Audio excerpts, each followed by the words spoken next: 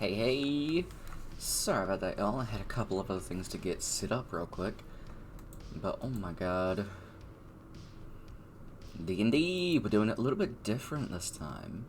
We've got a bunch of one-on-one sessions, which is gonna be a lot of fun. I'm very much looking forward to this. It's gonna be a good time. We're going to start off doing Kev's bit, and then we're going to take a proper break, so I'm actually going to end stream, and then we'll come back and do part 2 with Ece and Brooke a bit later. Just so, you know, we don't make Kev stay up till fucking 1 in the morning. If we can make it be at least a little bit easier, then, you know, I'd like it to.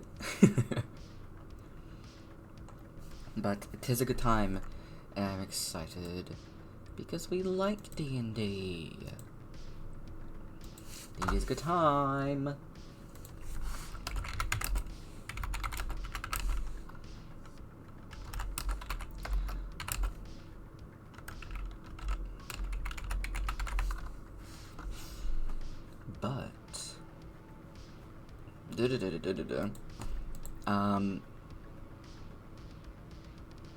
But all I'm really gonna say is we'll take a break after probably about an hour and a half, just to, you know, let us get some stuff if we need to. Take a little bit of a breather. I'm unsure how long it's going to go for, but aiming for about 2 or 3 hours. 2.5, 3 hours, I should say. Yeah. The artist of the maps is, is the reclusive cartographer. Exclamation point End of Latov will give you a synopsis about the game. And if you want to give Kev some inspiration, then you absolutely can. Feel free to do so. Kev, you cannot gift yourself inspiration, is the only thing. But, aside from the pinned message, which says it all, why don't I need to close that actually, and try this again. Come on. Okay, actually, why is this not working? Okay, there we go. Let's jump in. I might have to quickly change the overlay. Undecided. We'll find out. Hey, Kev.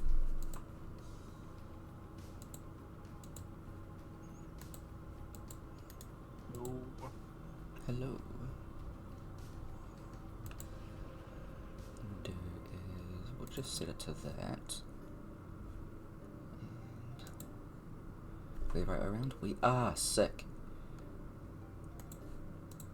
Why? Your screen is white. Your camera is white, sorry. I don't know why. Starting off strong with them technical difficulties.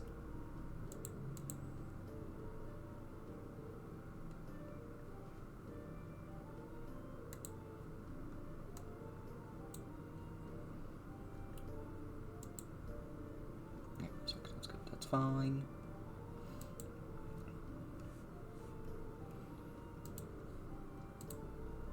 Then try to restart the computer. Okay. Sit.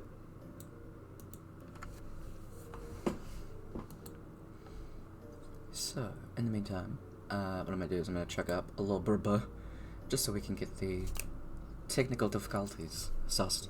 So, jam to some tunes for a bit.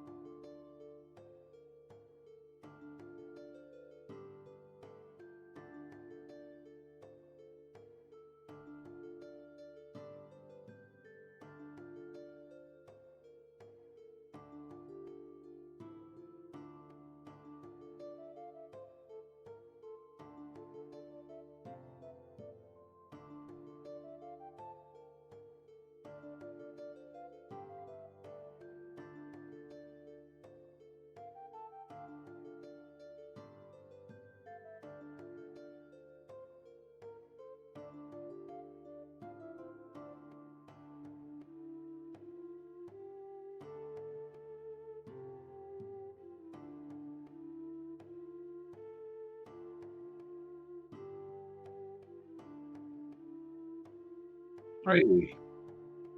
There we go. Cool. Sick. I don't know if it's the connection was loose or Unsure. Love what a was bit. going on, but it's working now. As long as it's working, that's fine. Okay, sick. So...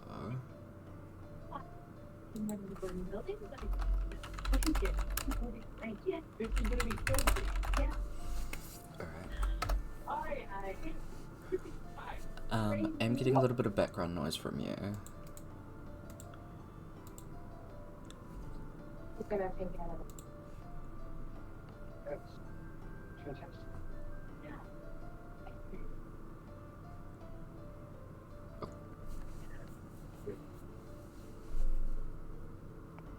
How about now?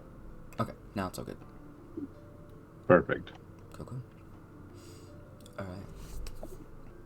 So, we've got Rhourke, who is currently doing something that I don't quite remember. I think we had all met up back at the inn, and I was going to get signed up for the tournament Mm-hmm. because Amora and I had been talking on the beach. Yes. Found out that my dad apparently Mm-hmm. has sent a little birdie to watch her Yeah. like all of her life, so that's cool. Mm-hmm.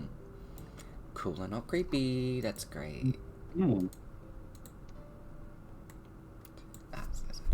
Alright. So, I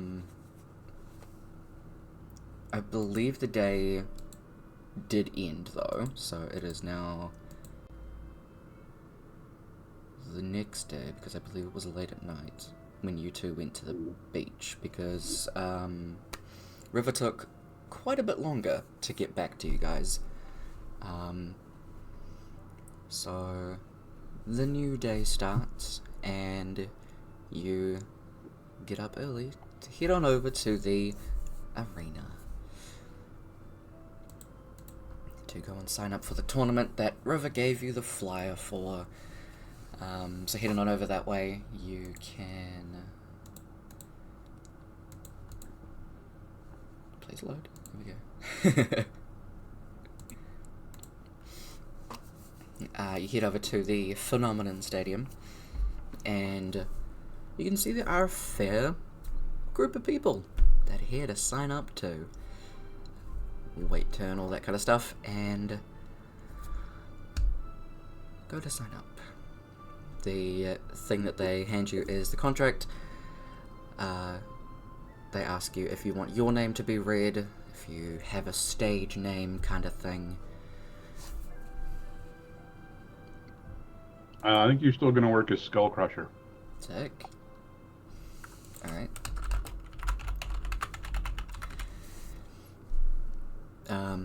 The guy that's in front of you goes over some of the stuff, and slides over the consent form, I guess.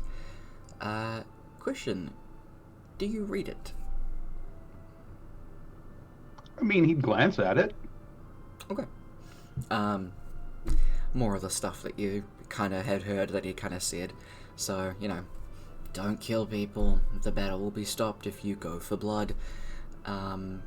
Because, correct me if I'm wrong, Rhourke is going against other people, yeah?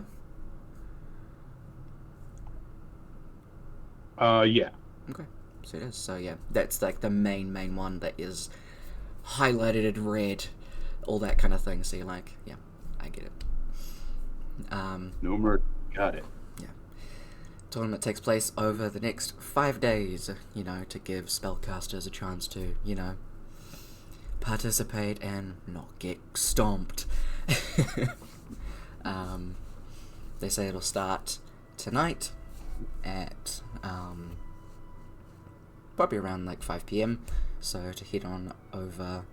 Oh no, sorry. Start in the afternoon, at about like 2 p.m, since they have a fair few to go through, and then it'll be an elimination-based thing from there.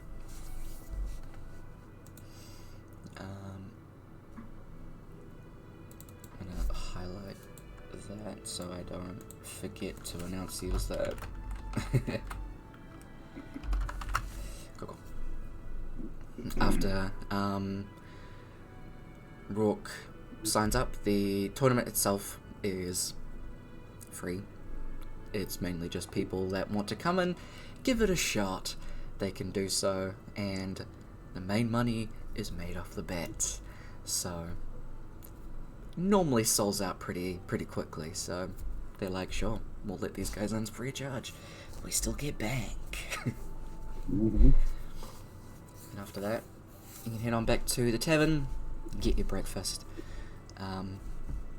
For the morning itself, is there anything that Rhourke would like to do?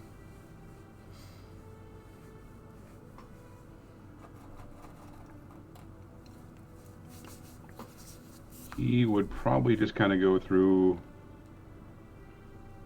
check his weapons and everything, make sure everything's nice and sharp. Oh, yeah? He's probably going to go see if he can buy a couple more healing potions. Yeah, sure thing.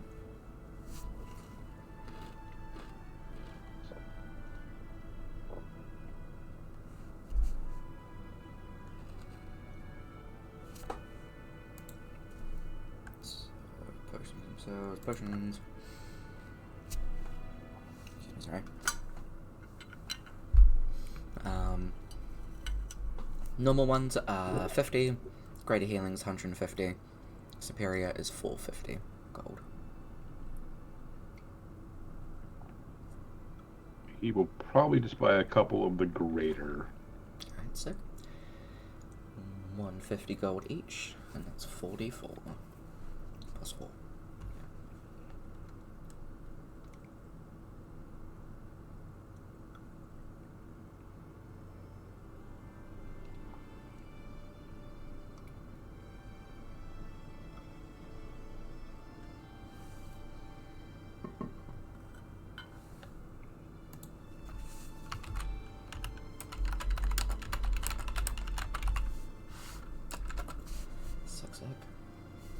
Waiting for Roll20 to catch up so I can put those in. Mm-hmm. Yep. Fair enough.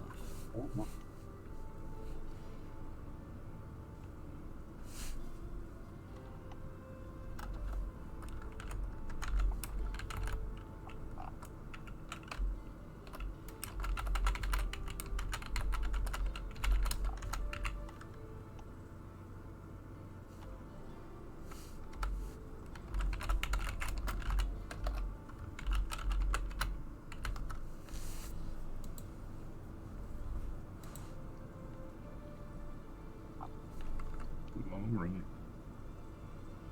Yeah, sec.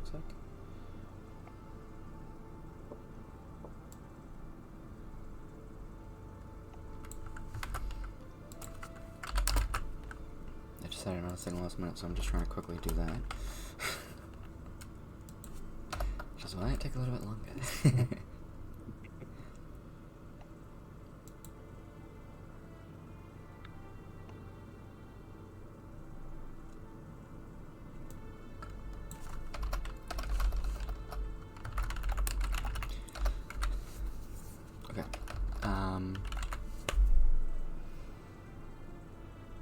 River, who comes down quickly at breakfast, swings by to wish you good luck, and kick some ass for her, because it's been hella boring sitting on a cliff's floor, but, Yeah, hopefully this will be more fun. Yeah, I mean, I hope so.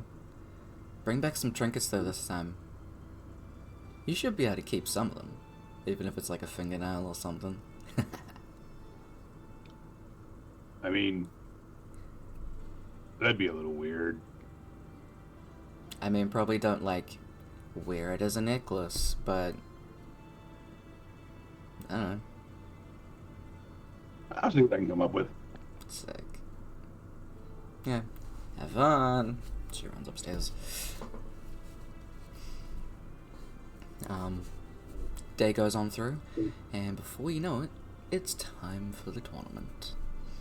Now the actual kind of way that this goes through is the monstrous battles are kind of in the morning, and then humanoid ones are in the evening. You do see that Amora and Light head on over to the arena not too long after you, as you're heading out of there, and see that they're heading over to the main doors to go around to the back, where you remember going in to fight. So... Okay. That happened this morning, so a little bit of your morning could definitely be watching Amora and Light in the Monstrous tournament, if you wish. Oh, absolutely. Hell yeah. Out of character, you can absolutely, like, watch the streams and everything. Whatever stuff that you think that Rhourke would actually be there for looking at. I mean, go hard. You can have that in character knowledge. I can leave that up to you. But yeah, you watch some of that. I imagine it's gonna be fun and cool. Oh yeah. He will cheer as loudly as he possibly can. Hell yeah. I will make sure to translate that. Eventually, after lunch, head on around to that entryway, go into the back room. Everybody gets taken into their own individual rooms, and that's where you can get all set up, dressed up for what you gonna do. How's Rhourke getting ready for this? He is going to get dressed in his costume now. Black pants, black cloak, Oni mask, black shirt, gloves.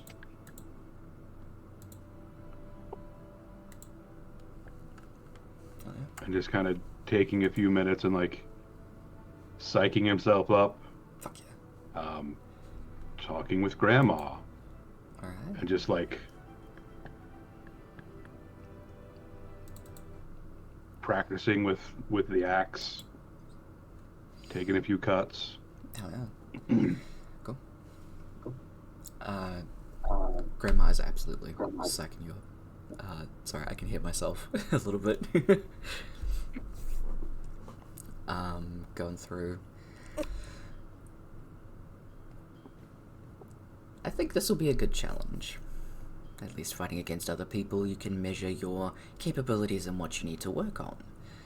With this weapon that gives us a good judgment of what to build on from here, child. I have a lot of faith in you. This will be perfect. Good, good. Couple of things here and there where she just starts saying like, you probably should have eaten more protein before you came here, but what you ate was fine. That kind of stuff. They're just going on random little tangents and like, veer that cut a little bit to the right, that kind of thing. Use a bit more muscle here, yada yada. And before you know it, you're being called out. Someone comes and knocks on the door, leads you quite a ways around to, you imagine, the complete opposite side that you entered from last time. And that's where we shall move on over this way. And I need to do this. So, you exit and wander on out to the arena. Been in here before. It's a similar kind of thing. And you have your...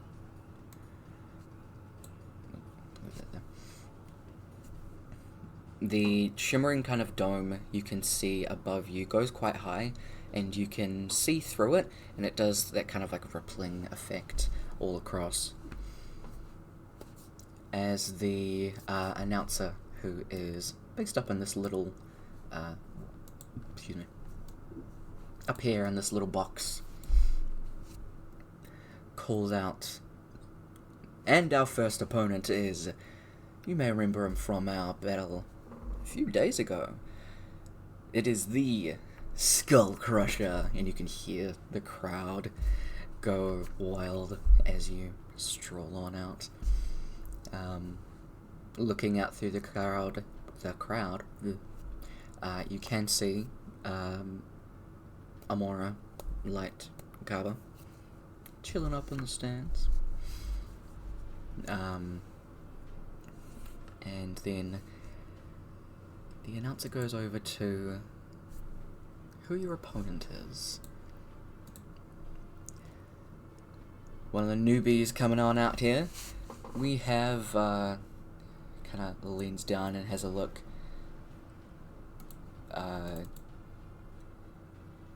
Gustavo and Doug. Give them a round of applause. Not really expecting a duo to appear. Least of all, you expect not just the main small door to open, but the wider doors to open. As a creature steps out first. Ducking under the doorway, there is a man sitting atop with a harpoon gun. You can hear a couple of people making noises of confusion as you hear the announcer go, now, I know this may seem unorthodox, but, he's a human. So, it counts enough. A couple of people shout out like, I don't think this is allowed. Well, too late now. Doors close behind Gustavo. And bring up our initiative order.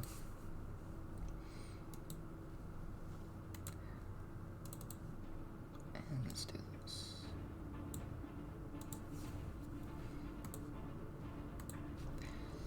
And I realized that I didn't actually open up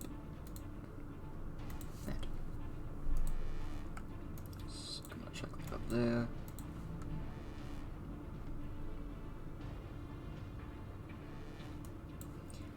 Come on, website. I need you to cooperate. There we go.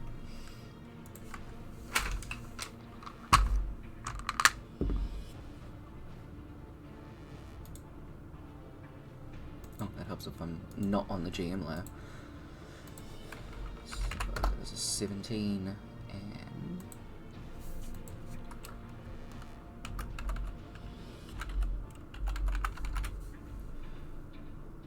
And as usual, folks, gotta have a little bit of fun in here somewhere just to mess with everybody. You know, these tournaments are a fan favorite for a reason. And, as such, gotta make sure that I have some fun up here too.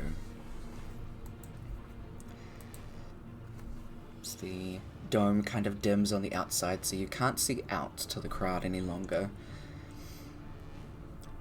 It's fully just yourself, Gustavo and Doug, and you can still see the box with that shimmering shield where the announcer is sitting, a halfling man, groomed to perfection, grinning.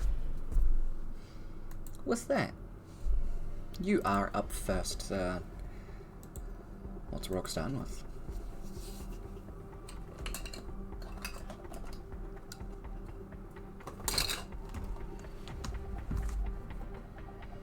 You're muted, sorry.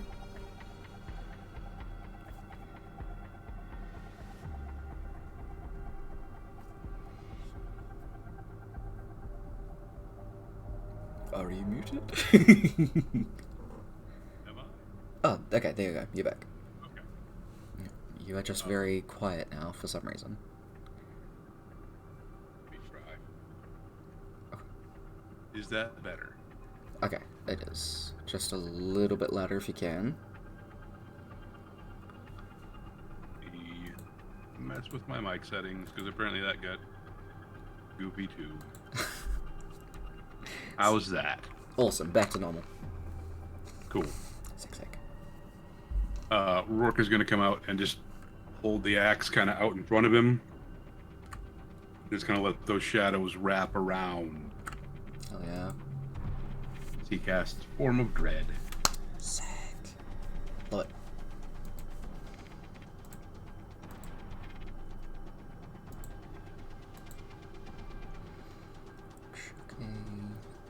Chuck a little spooky boy on ya.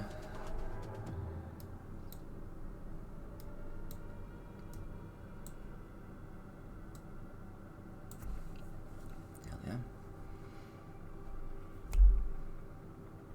You can roll up your temporary hit points.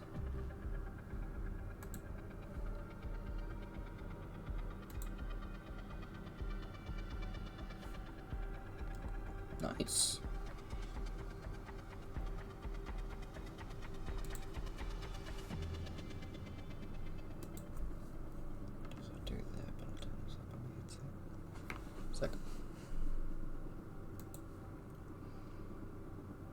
That is your bonus action.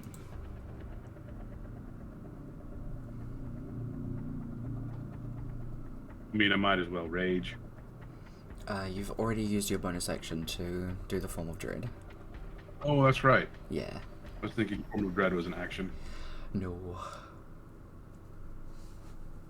Well, in that case, he's just going to bring the axe back and just kind of slash out. Mm-hmm. And Eldritch Blast. Ooh, sick. Let's go. Going for Gestapo. Hell yeah.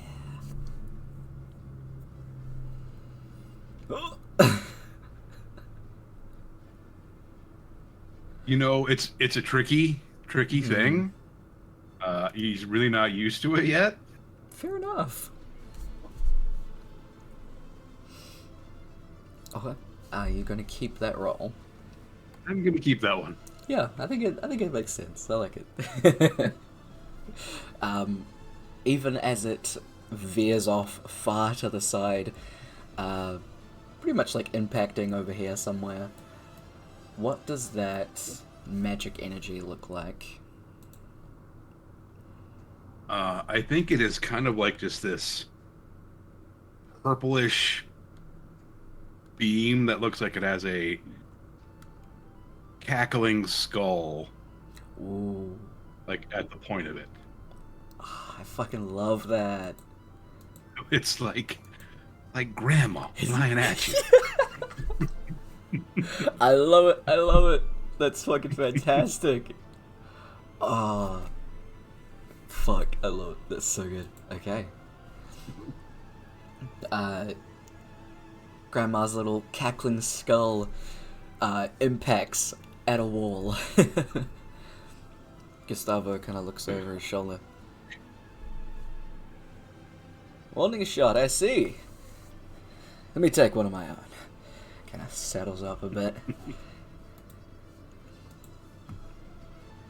And he's going to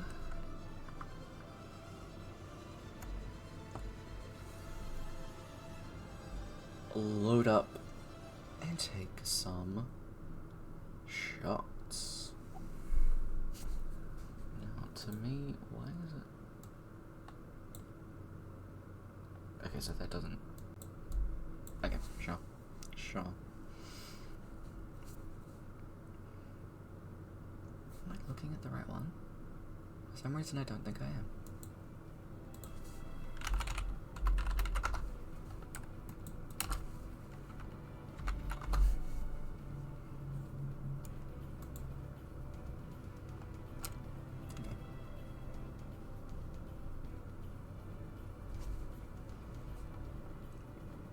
Yeah, I'll do it like that.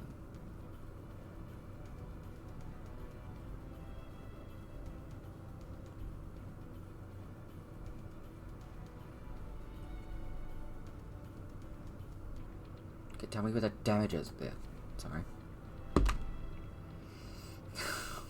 Alright. So, That first one is a natural 20 for a 26, and the second is an 11. So the harpoon comes rocketing towards you, and it does actually embed itself into your torso, going pretty much straight through, tearing the shirt already. It's been 6 seconds, come on. By so many shirts. Yeah.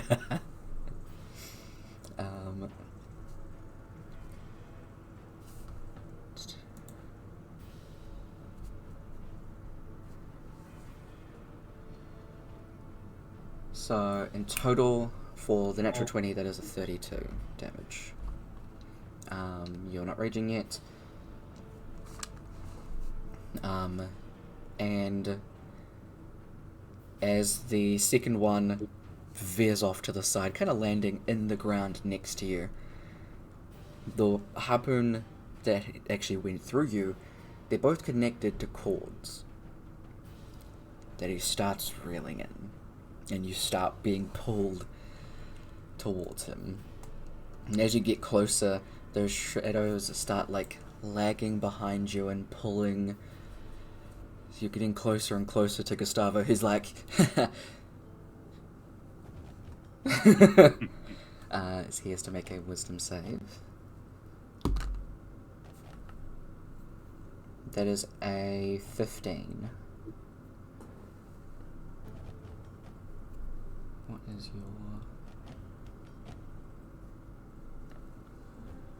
is your DC for that? I want to say it's like 12. Okay. Cool. So you can see as you're getting closer, he's kind of doubting a bit, but then is like, no. Rears up the other one that missed, lodges back in, but you're now right in front of Doug, who is a pretty decently sized creature, and is just standing there, glaring at you, oddly.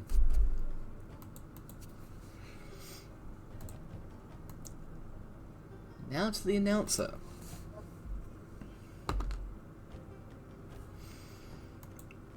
As you hear, alright folks, let's make this a bit more interesting.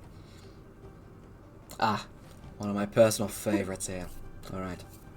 You see him start to wave his hands around, and above you, over that dome, clouds start to appear.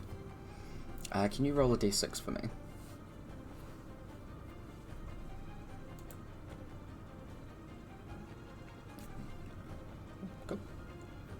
The dark black cloud starts to tinge a bit green. It starts raining. Droplets of vibrant green hit the ground, sizzle. Do. And then I roll that. Okay. The cloud doesn't seem to be too dense, so you imagine it's not going to last too long. But as back to the top of the round, you'll go. Oh, sorry, you'd be right. So how far am I away from Gustavo and Doug? So you're right in front of Doug. Gustavo would be probably like 10 feet up. So for your arm reach, I'd say you'd be able to swing up and hit him if you like jumped. Yeah. Okay. Well, I will bonus action rage. Hell yeah. I'm gonna try to jump up and hit him. Hell yeah. Oh. Hell yeah. Make a con save.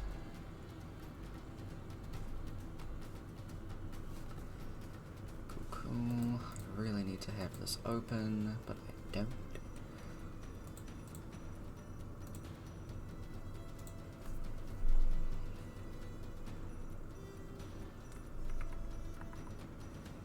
That would actually be 14 damage with the rage, because I forgot to click that before I attacked. Okay, sick.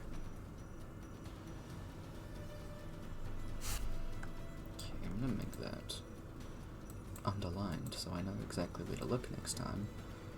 Because otherwise I'm going to sit here reading for the next 20 minutes. So, 14 damage, which you jump up and swing across towards Gustavo. Still being impaled by this harpoon, it hurts.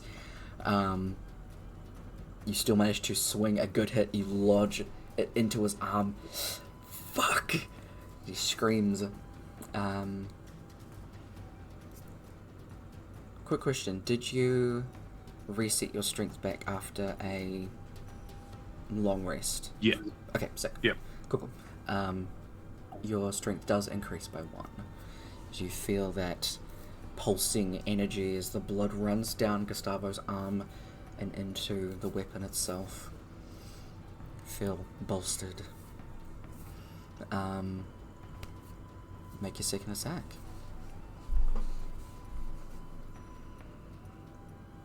Hell yeah. That's the same thing, so your strength goes up by 1 once again as you rear back, swing again and hit a similar place to the point where one of Gustavo's arms is like nearly coming off. He is clutching it. There is so much blood gushing out. He's standing okay. Doug is definitely glaring intensely at you. And that's where you can see on some of the parts of Doug's like mouth, there are kind of like a clamp kind of thing to keep Doug's mouth closed, and there are little like pads on his claws. So I guess that's how they figured out how to even it out. Make sure that I take that damage off. So that's 10.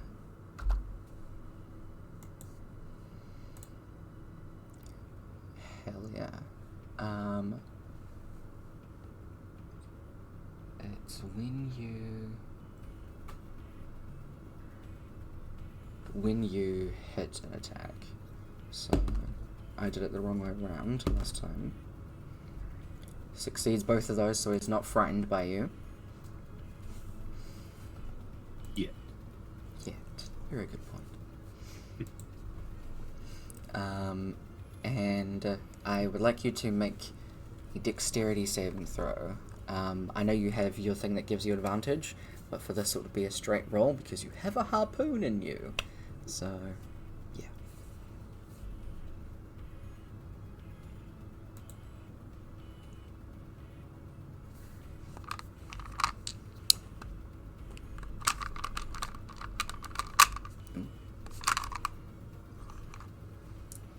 Alright, sick. The acid rain falls. You will take half of this. You take 4 points of acid as you manage to, even with the harpoon in your stomach, you dodge and stuff pretty easily. The rain doesn't seem to be too heavy, so meh. Good shit. Is that all for Rhourke's turn?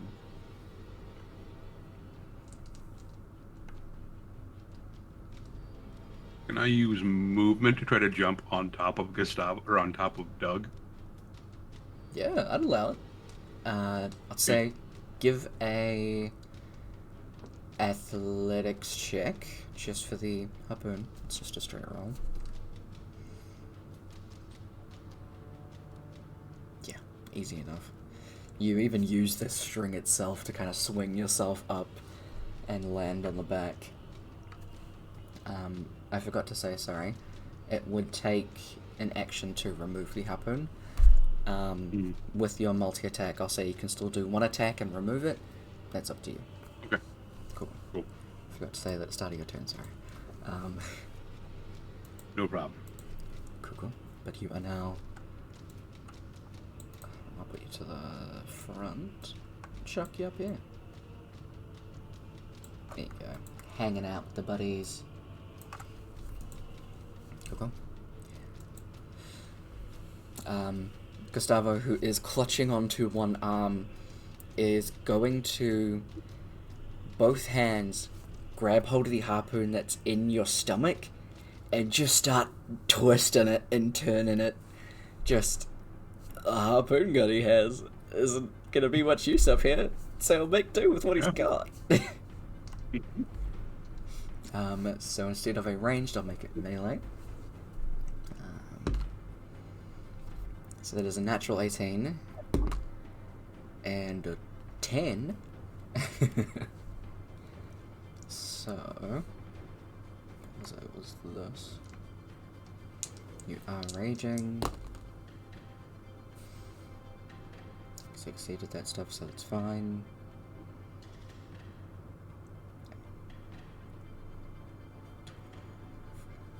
Uh, 17 halved to 9 piercing, and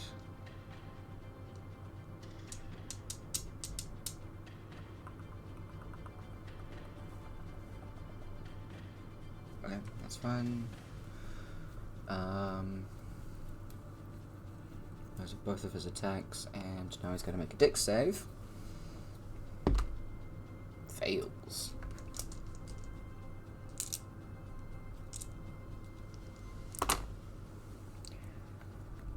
So 1, 2, 3, 4, 5, 6, 7 points of acid. It is his turn. He's just going to hold on to the harpoon that's in you and just try and do something. The announcer, who is just going over everything that's happening, sees that the clouds above start to fade away and announces, well, that wasn't a very long drought. How unfortunate. So, instead, let's see what else we can cook up.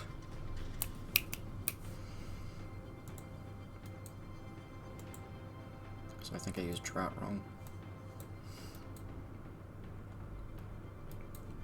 Go up there, you're in the way. He's going to pretty much directly where you guys are. He's gonna throw down a lovely little grease puddle right on where Doug's standing. This should make things a little bit more interesting, won't it, folks? He starts cackling. Let me quickly look up the grease spell.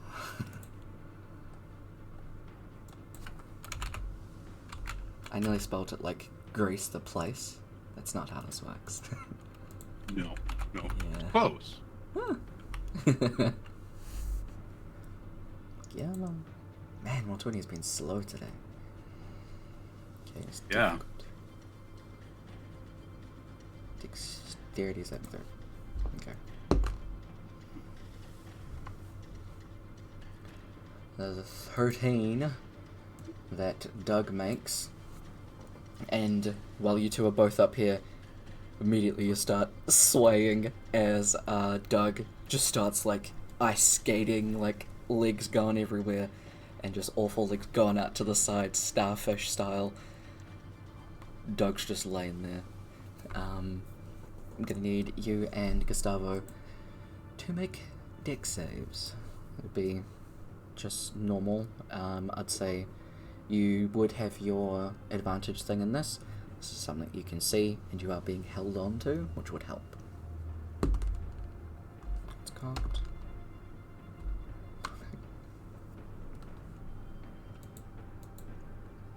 Apparently, I'm just killing deck saves today. Apparently so. Good shit. Gustavo does fail though. So, as the legs go flat under Doug, you manage to stay steady and sturdy. As Gustavo gets jostled off, hands wet from the blood from his arm, slip off the harpoon and he goes tumbling down the side. So he would be pretty much just by this pillar right here. I'll chuck down just like a little guy. But it is your turn. I will Let's chuck a star. remove the harpoon then. Tick.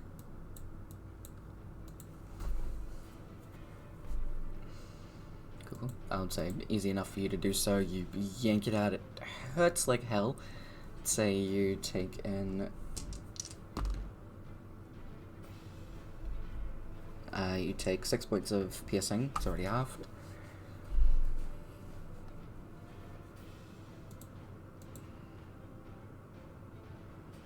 Can I throw it at him? Oh, absolutely. He is prone, so you have advantage. Neat.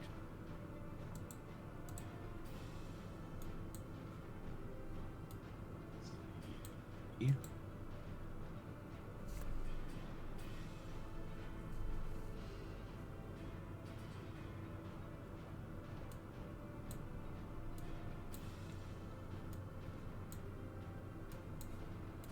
Yeah, no.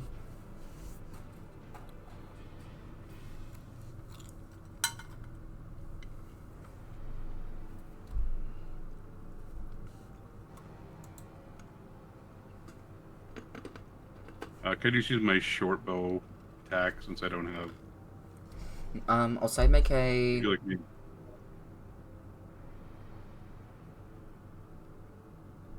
dex. Oh yeah. The short bow because it just a adds your. straight- Yeah. Just because it adds my dex. Mhm.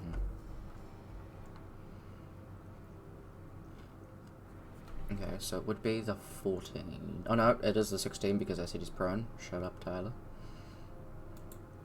What is this, guys? It's pretty hard to hit. Even while still prone, it manages to just skim off the little bit of his plated armor just above his shoulder as it embeds in the ground next to him.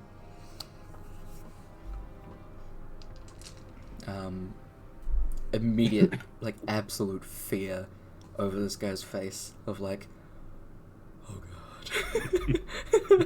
god. Just yell down, "You can have that back."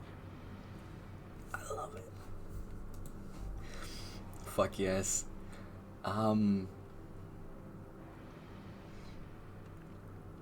Anything else for your turn?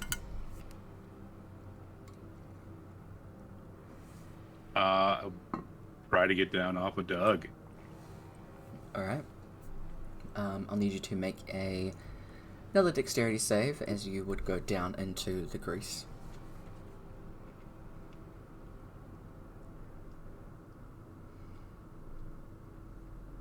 Oh. Yeah. Are you gonna keep that roll? Yep. Alright, hell yeah. You, after seeing your cool line, you like slide down Doug and manage to kind of just like catch the side of one of his like little padded claws and just immediately banana slipping sound effect and all, is you do land prone next to Gustavo. I'd say you still have some of your movement to end your turn standing up, if you wish. Yeah. Okay, cool. 2-2. Cool. You do so, and on Gustavo's turn, did I close it? I did. My bad. Told it to get out of the way and it left. Go over there.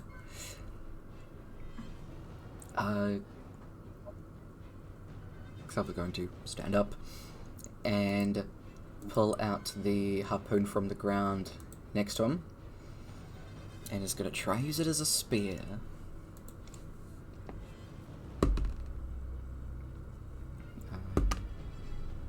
So 17 and 19.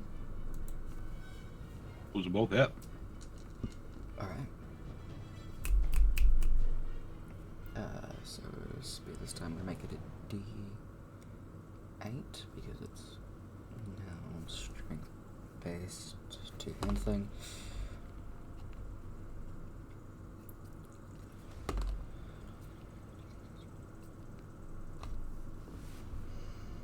So that is 21 halved to 11.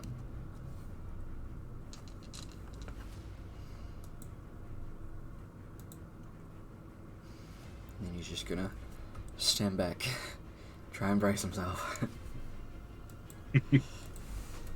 You're so close. I need one more hit point. No!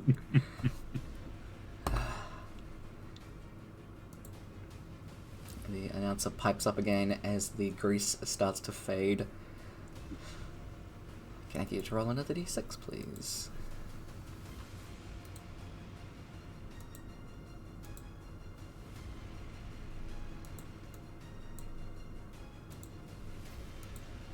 Ooh. Sick. The same thing. Another cloud above takes a oranger tint to it. Doesn't look to be too dense, but little pelts of fire start to rain down from this little cloud. Ah, that's more like it. Let's warm stuff up in here. To the top of the round, Rhourke.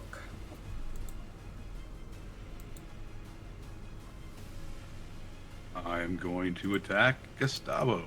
Let's go.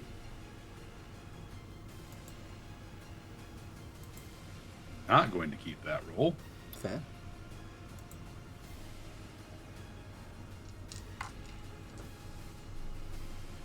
Nice. That's better. Absolutely hits. Fails the wisdom save, so is scared of you, but does succeed the con. So, a little baby boy will do that one.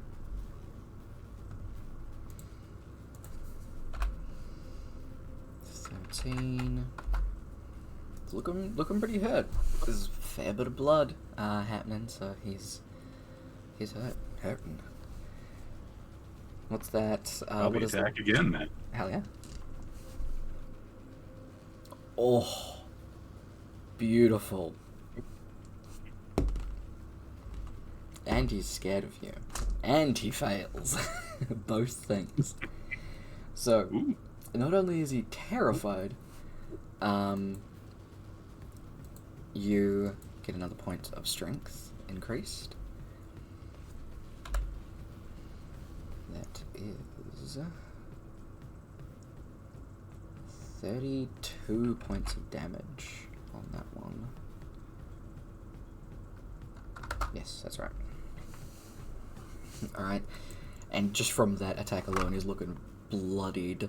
You take his arm off at that point. Like the last little bit that was hanging on, it just comes off.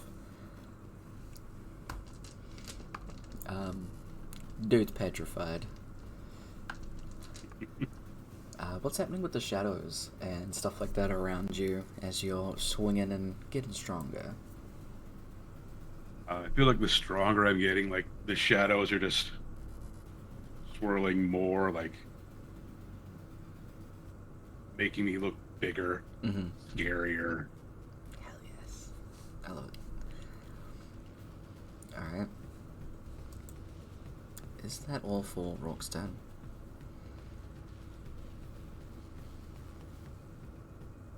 He's just gonna look at Gustavo and say, "You can give up whenever you want."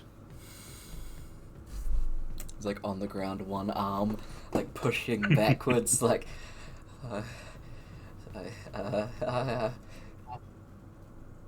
yield.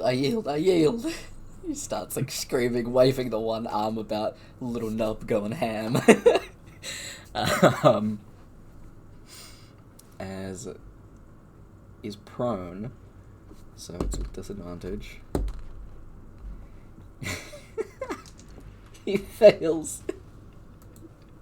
He fails the dex save for the fire rain. And he has 4 hit points. So that's what just takes him out. It's the last, like, little drops of fire, like, rain down. Yeah. Gustavo just screams and then passes out. The clouds fade away as the dome appears, so you can see out and hear the crowd now, because as it was, like, rippled over as soon as it started, you notice that you could really only hear what's happening inside the arena. But as soon as that comes in, it's kind of like a sound wave where it all slowly comes back in, and then it's loud of just cheering. So you hear the announcer, and the first round goes to Mr. Skull Crusher. Congratulations, sir. We will see you for round 2 tomorrow. Give it up for Skull Crusher, everybody. And people start cheering. Some guys come in with a stretcher, put Gustavo in, pick up the arm. Rhourke doing a victory lap. He's just going to, like, watch Gustavo being taken out and just kind of, like, glance up at the crowd and then slowly walk back to his entrance. Just kind of dragging the axe behind him. Fuck yeah. Cool. Shadows kind of wisping behind you as the last couple of seconds of that minute finishes out. They slowly kind of sink into your person as you make your exit. You can feel the somewhat concerned stares of your sibling from the crowd above.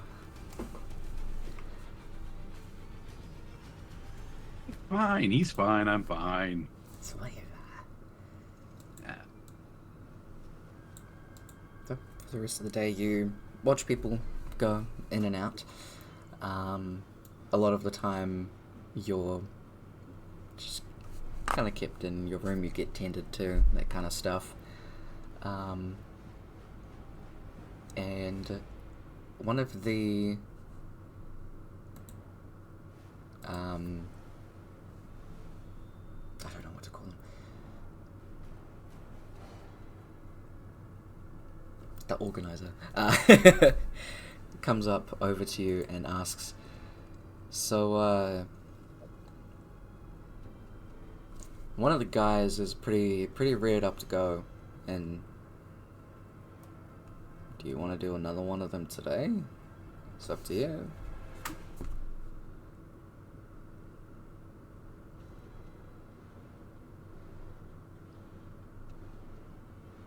How much healing can I get first? Yeah, we can suss you out so that you're both max capacity, you know, send you out at your best. Okay. Sweet. Get ready, you're on in about 20. I'll leave. And you can get yourself back up to max and get you all sorted out.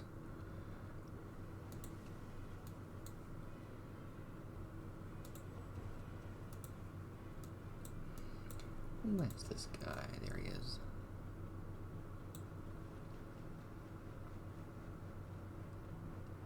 Alright.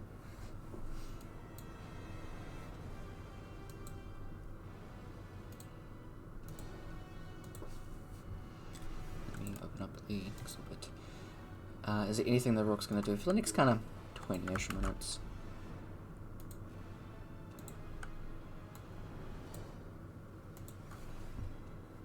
Put on a new shirt.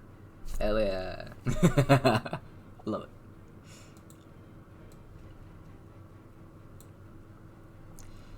Sick. That's that. Awesome. You know, like, try to find, like, an attendant or somebody and go, hey,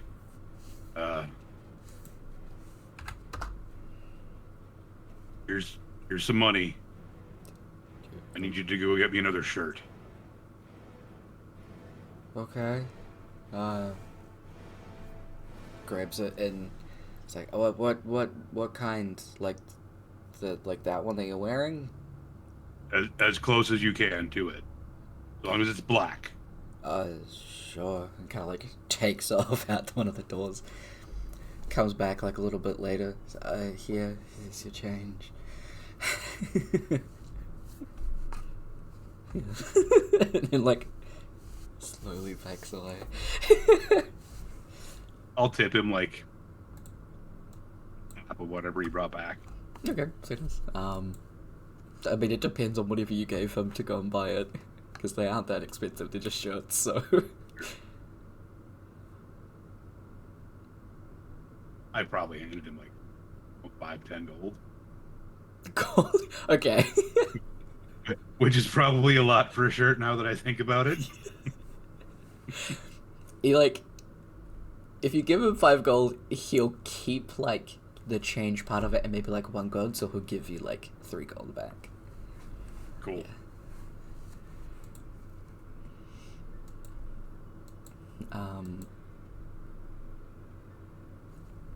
You get announced as you come on out to your second round. Still feeling that like bolster of strength as you head on out through those big double doors again. Luckily the bigger side doesn't open again this time, but you do hear the same announcer as you enter. Well, it looks like we haven't had enough skull crushing today, as we have our reigning champion from today's round back again. So we have another one of our champions ready to go as well. So get ready for Skull Crusher and the Were Jaguar Lanes as a lean jaguar man storms on out. You can see protruding claws snarl as he stands across from you. The rippling effect takes over above you guys as the arena darkens out.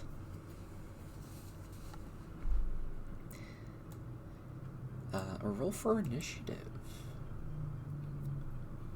because you do get advantage. Lanes did in fact get a 3, so I think you're going before him anyway.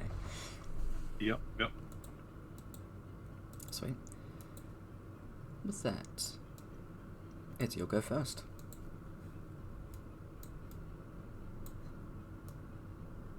Again, just gonna call those shadows around me, like as they're kind of coalescing.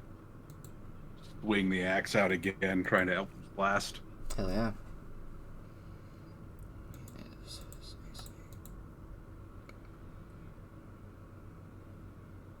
That's better.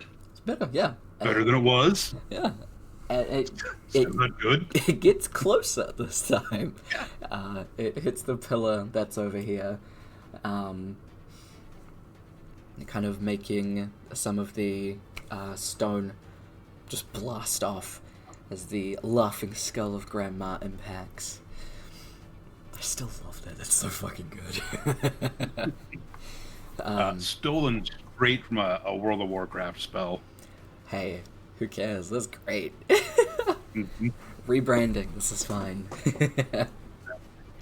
Hell yeah. Lanes follows the streak of dark purple and sees the shadows coalesce around you. Just nods a bit. You can roll your temporary hit points.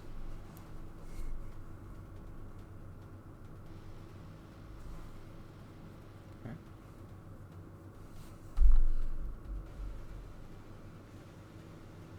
He's just gonna slowly walk forward, just like 15 feet.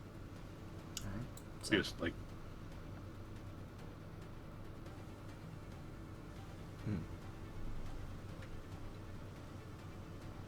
kind of slow, mindless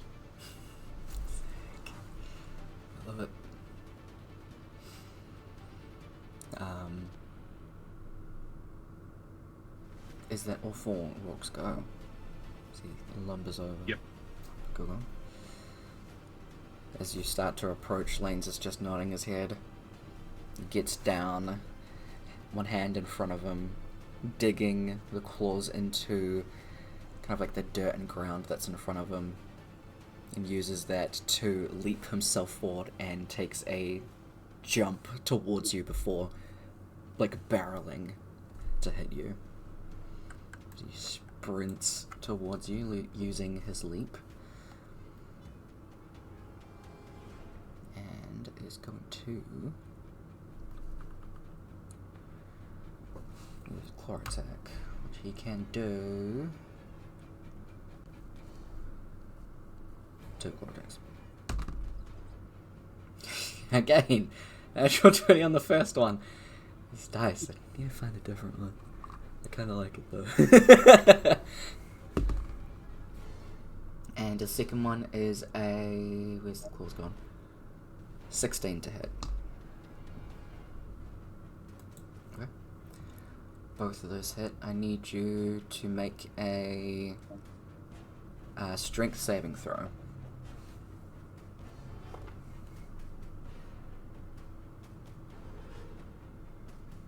Easy.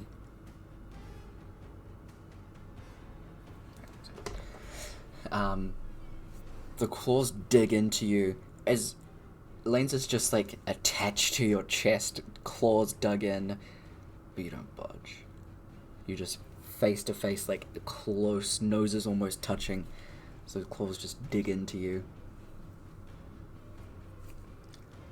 So that is... That's not a D8, there it is.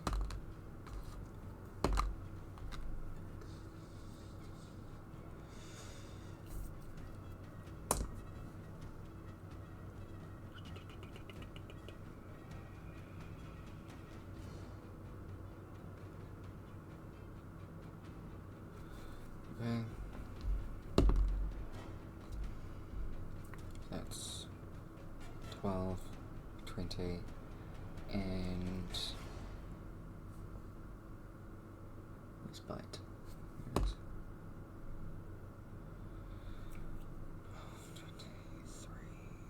26. Yep, so that is 26 points of damage total, as at the same time as he is latched onto your chest, opens up his jaw wide. You can see the just like drool and saliva bites down into kind of like the side of your neck there. Do also need to make some con saves, which he... not con saves, wisdom saves, which he's fine with. I need you to make a con save. Alright. Sweet, sweet.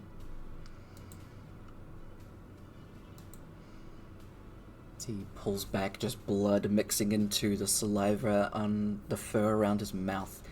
As he kind of like drags himself down, ripping the shirt again, down your chest, like a cat, like attached to one of those scratching balls, just going down slowly. It's your chest, then detaches and lands in front of you. Still having to look up at you quite a decent way, but stands his ground and just snarls at you. Well, we have quite the opponent set here. This is going to be a fun one, everybody.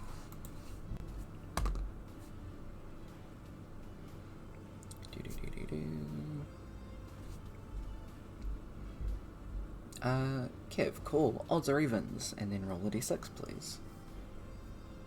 Oh, let's go with odds. Alright. Okay.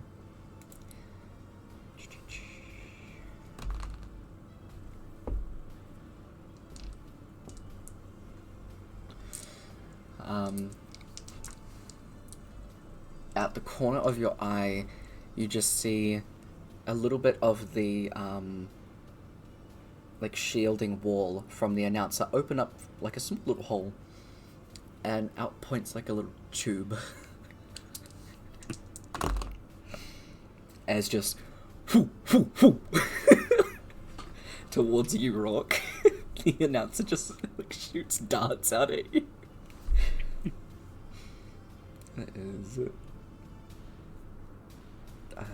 That is 9 points of piercing damage. The little tube goes away. You just hear, excuse me, I had something in my throat. Anyway, back to the fight. Brooke was just like glare over. Just sitting up there, smuggest little shit-eating grin, just... Mm-hmm. Love it. Mm-hmm. It's your turn. Go ahead. Is my turn. Bonus action rage. Sick, absolutely.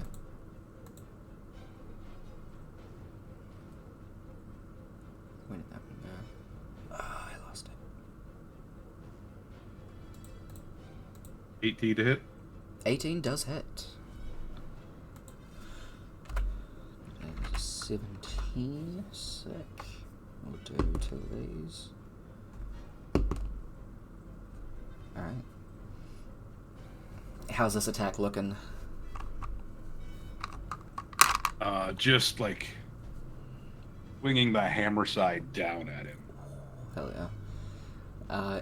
It like smacks across like this area of his head and neck and is completely just bitch slapped by a hammer. Blood flies everywhere and sinks into your weapon. You gain another point of strength, and as he stands back up again, is looking at you with eyes full of fear.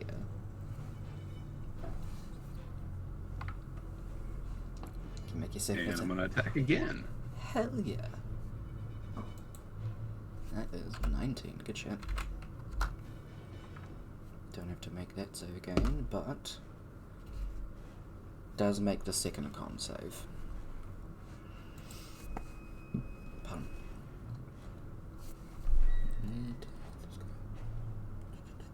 Frightened condition. Quickly bring that up.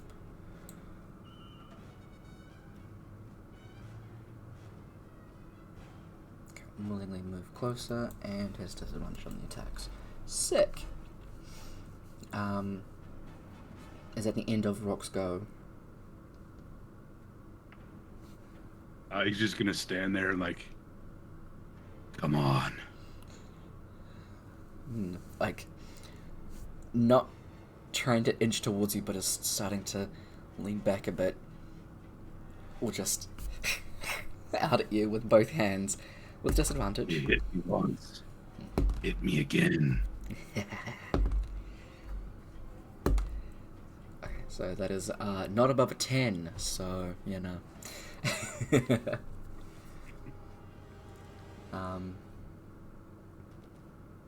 can see the tail just kind of like spiking up a little bit behind his back.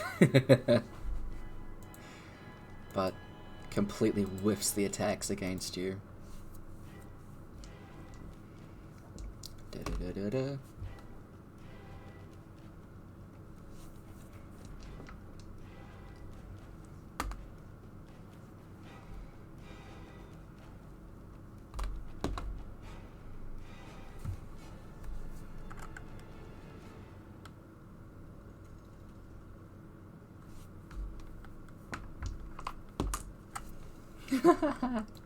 Oh, fun.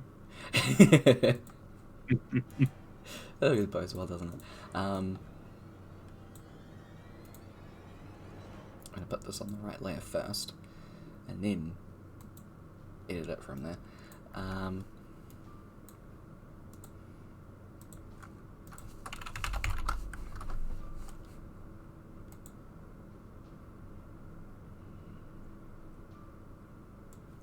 Yeah, that one. This one's way more fun.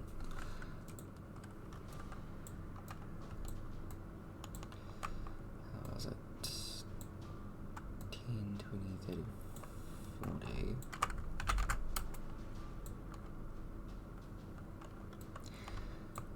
The announcer peers over from the above stand and just snaps their fingers as from this little pillar, fire just starts like spewing out on all sides. Not close to you. It's like, what a shame, folks. Let's hope next time we'll get a little bit closer. We'll keep that there for a little while. Maybe we can get some cooked meat.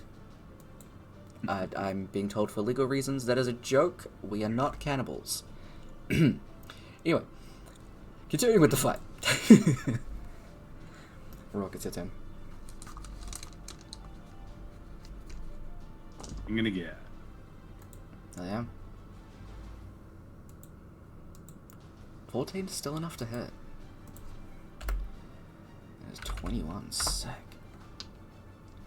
How long does the fear last again? That is. Form of Dread is a minute. Right to me until my next turn. Okay. The end of my next turn.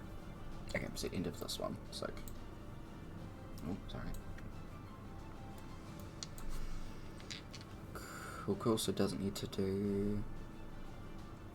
No, we'll still need to do that, so still make both. Okay, so not frightened, but you do get a point of strength.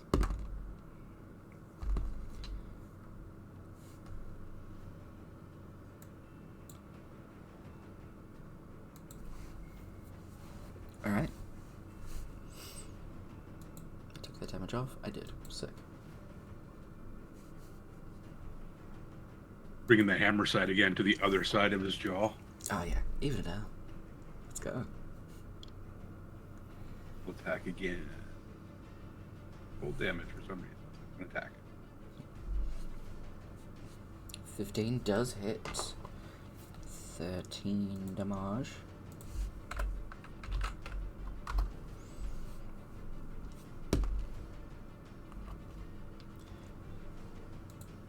Add another point of strength. He fails that again. And in the kind of quietness, aside from the fire roaring over that way, this is the first time you've started hearing those shadows whisper. Just tiny little voices, unrecognizable. Take all of it. Keep fighting. You can do this. We need more. They start to loom around your body, starting to come towards where Lane's is. Normally they're behind you. At this point they're starting to kind of come around more.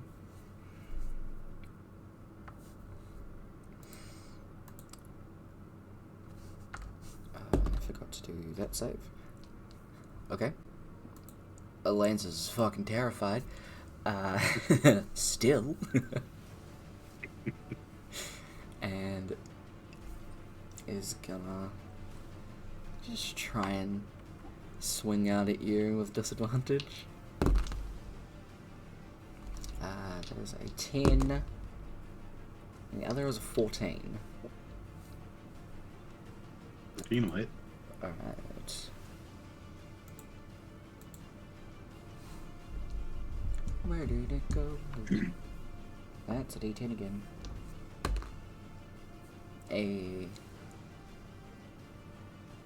There's 4 slashing half to 2. I rolled a 1. Nice. Dude is fucking shitting himself. And Lord. Alright. He's also looking pretty hurt by this at this point as well. The eyes are just getting wider and wider. The like pupilled eyes are like tiny little slits. Feeling in every part of his body is just petrified. The fire from the corner spins for a little bit and then stops. I opened something on my PC. Cool.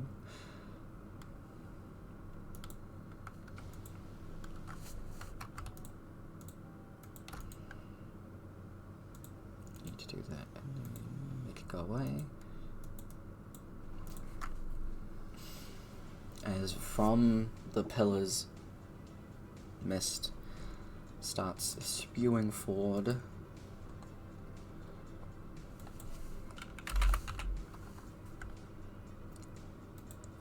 Filling up the area a little bit. No, I actually want like actual mist, thanks.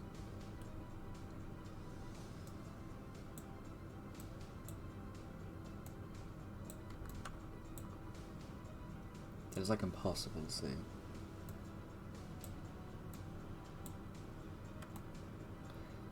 What happens if we keep doubling it up? Sure. And we'll put that to the back though. So just kind of in that area. There's a bunch of mist. Attacks have disadvantage at this point. But you can still, like, get the presence in front of you. It is your turn. Rhourke is just gonna call out, "Here, kitty, kitty." Beautiful. What is your inspiration at, by the way? Currently I am at 3. Okay, I was meant to for the previous fight for the initial grandma thing, but for that and this, you're on max. Alright then. Yeah. Keep forgetting to give inspiration. Fucking beautiful. He will recklessly attack that. Alright.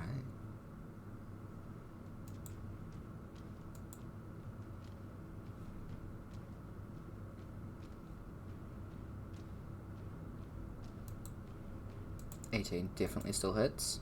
Oops, I moved everything. Did I not put those at the... Sorry, Tyler did it bad.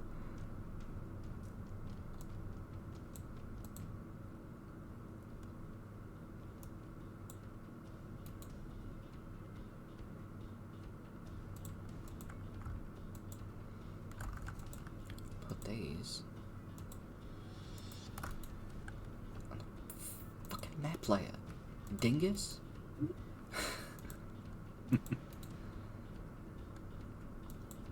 Don't know where they went.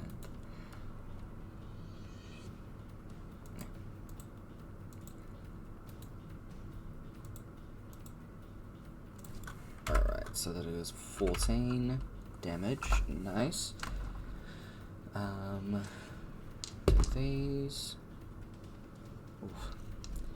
Manages to... I mean, you hit with an attack, right? Not feared from the first attack. Strength goes up.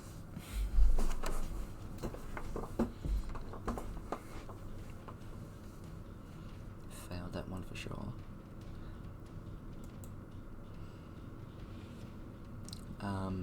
You swing outwards with your axe, kind of like cutting through a lot of the mist and lighting up the area with kind of like that trail of fire. And as you do, there's like the briefest glance of just those fearful eyes as you slash across his chest. You just hear, ugh, and a thud. You can take your second attack.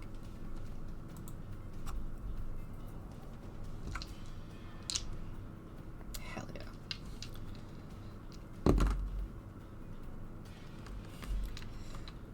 Keeps failing it. It's fucking hilarious. Strength goes up again. With a 27, you kind of take a step forward and you stand on his tail. And with that, you're like, okay, how are you gonna do this attack? So, take me the health. Like, how badly hurt is he? Before the mist appeared, he was hurt, so probably about like half health. Yeah. Okay. This won't be a finisher, but it'll do him some damage. Okay. So just standing on his tail, just like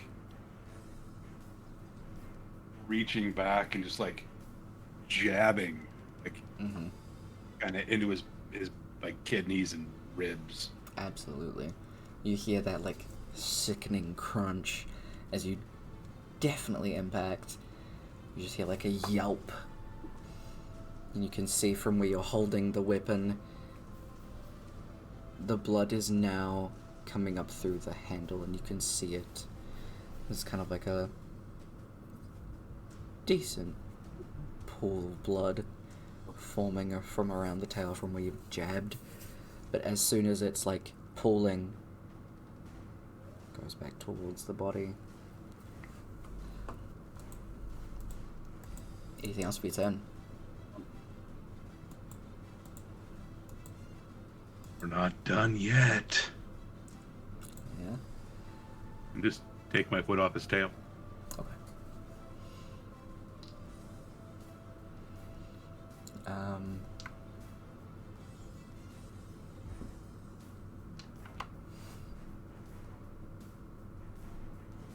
Make a attack of opportunity as you seal Make an attack of opportunity as you see the tail like wisp away. So you hear like scrambling.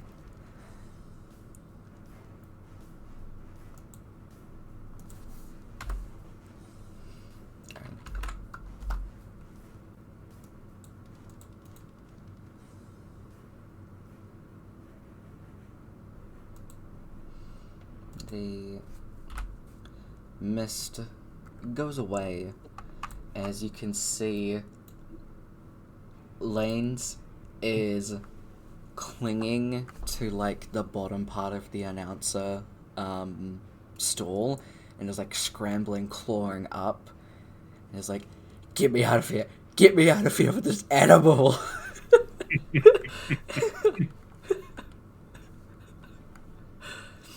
There's just blood dripping down his legs onto the ground.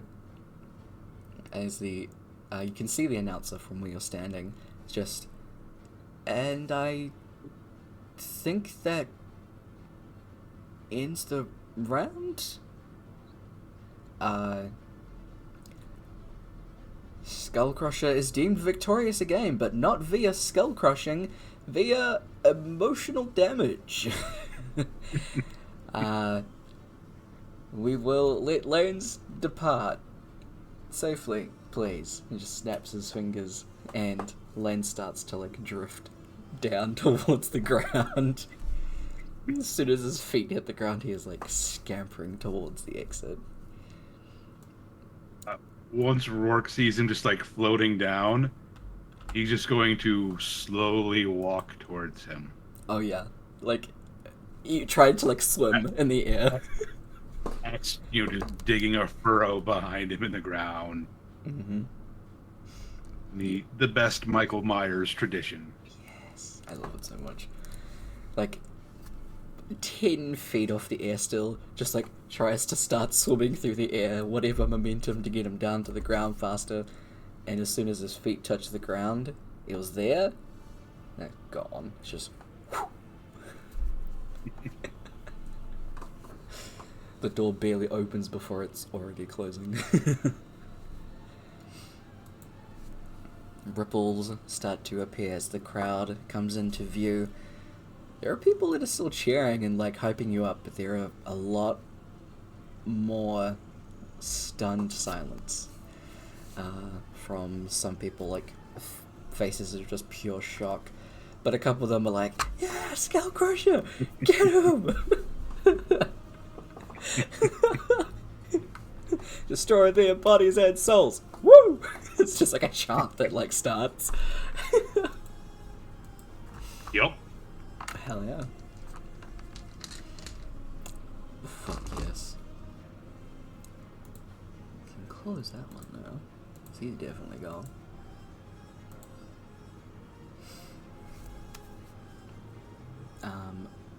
And what I might do for a quick second is I might take like a quick little break, for just like 5 minutes or so, because I haven't eaten yet, so I'm really hungry.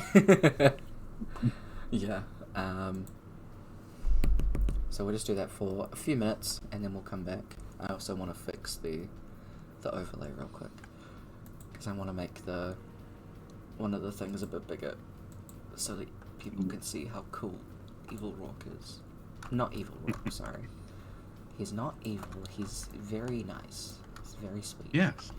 Yeah. This is the first time that I'm using His mother's little boy. Exactly. Just like Jason Voorhees. Yeah. But yeah, we'll be back in around 5 minutes or so. Catch you back soon.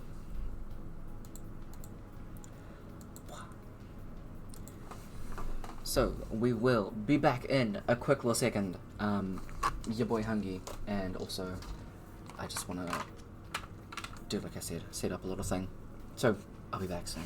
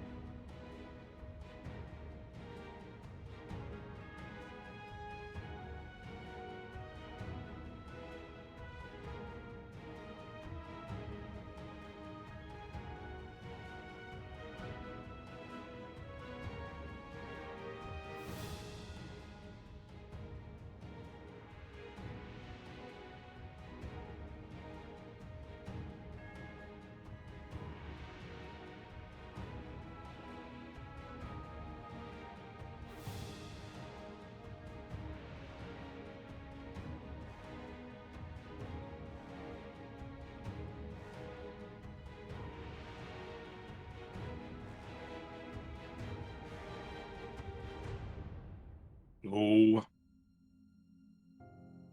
Hey, hey. Sorry, I just realized that I had undeafened so you could hear me crunching. I'm so sorry. you're fine. Put that back over there. Alright.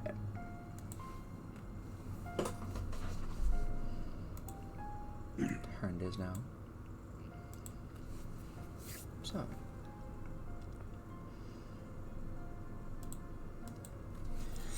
That concluding Rhourke's day 1 of his fights. You pretty much have the rest of the evening to yourself. Is there anything in particular that you would like to do?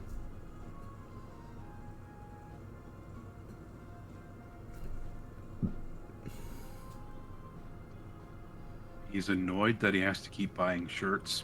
Mm. So he's gonna talk to like the magic people that he knows. Mm-hmm. Like, but I know you guys can like fix things. Mm-hmm. Can I just get like a shirt that like fix itself?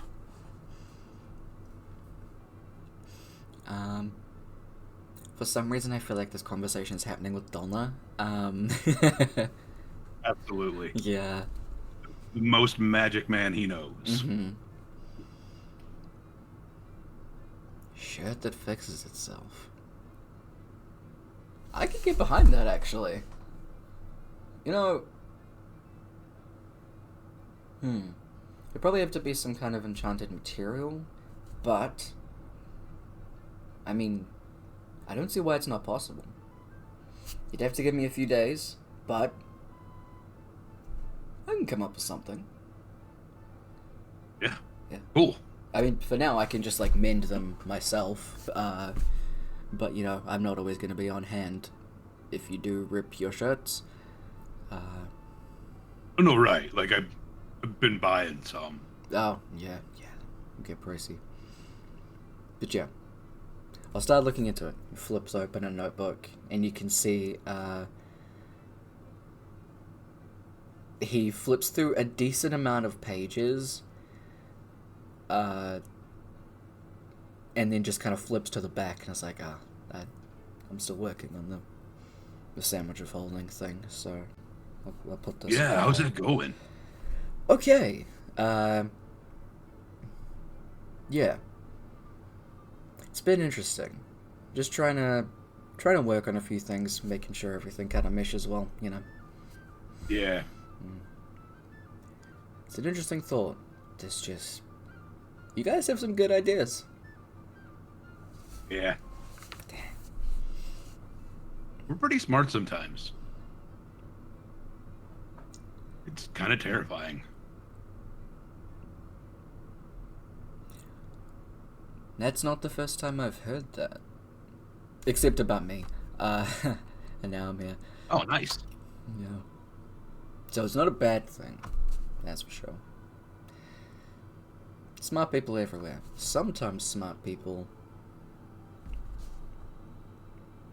I don't know where I was going with this. Anyway, I'll work on the shirt thing. Sweet. Do you want me to fix the ones that you have now? Oh, yeah, that'd be cool. Yeah, I'll do that. He mends those up. So you now have 2 fixed shirts. And Velna will look into a shirt of mending. Fuck yeah. Things to note. Velna.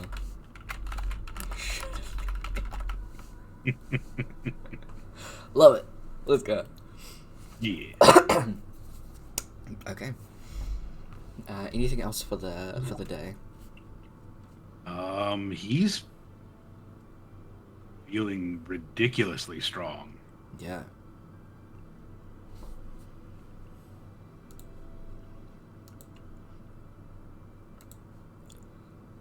I actually wonder what it He's is. just gonna stop at like the guardhouse or the Adventurers Guild. Just ask if there's anything like. Mhm. You got anything like? Yeah, anything you need done? Kind of goes to the back and asks a couple of the people out there. A woman comes out, tiefling woman.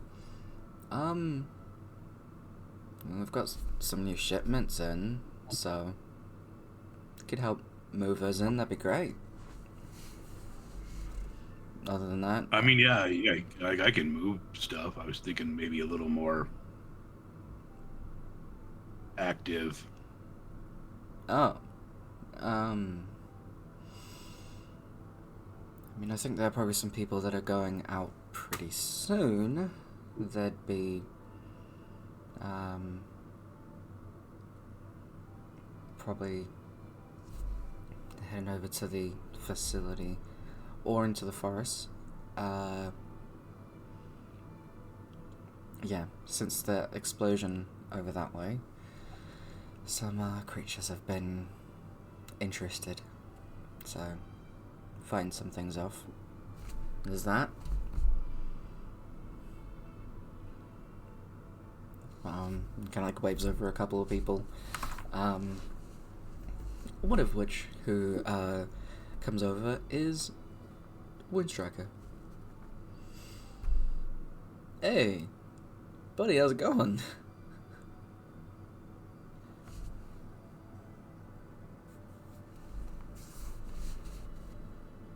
It's going really good. Yeah. Feeling really strong right now. Oh. Shit. Okay. We got some, Tyler doesn't have stuff off the top of his head.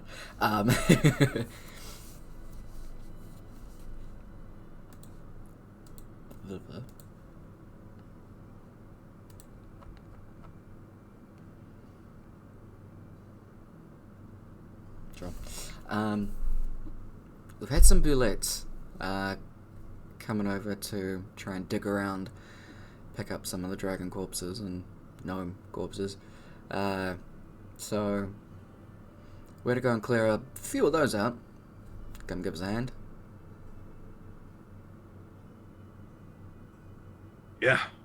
Let's go.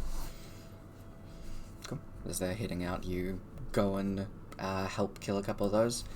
A fairly decent amount of them as well. That are just being a bit too nosy, that kind of thing. Trying to dig underneath you guys to go over that way. But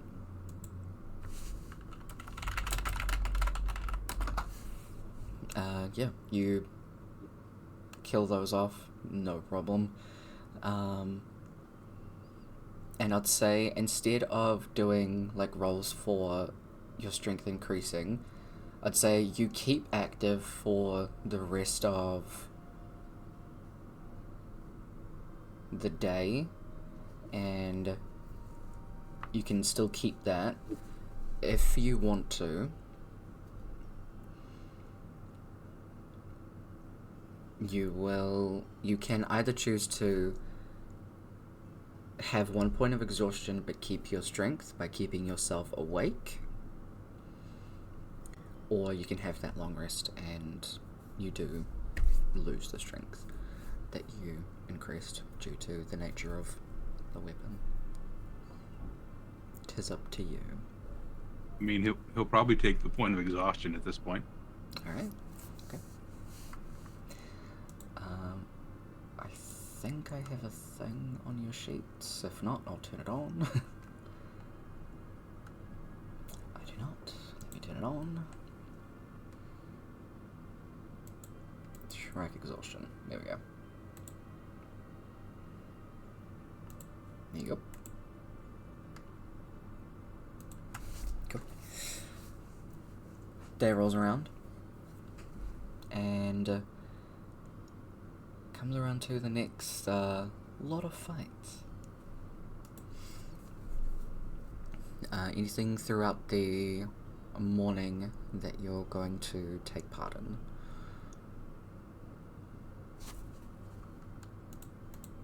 Mm.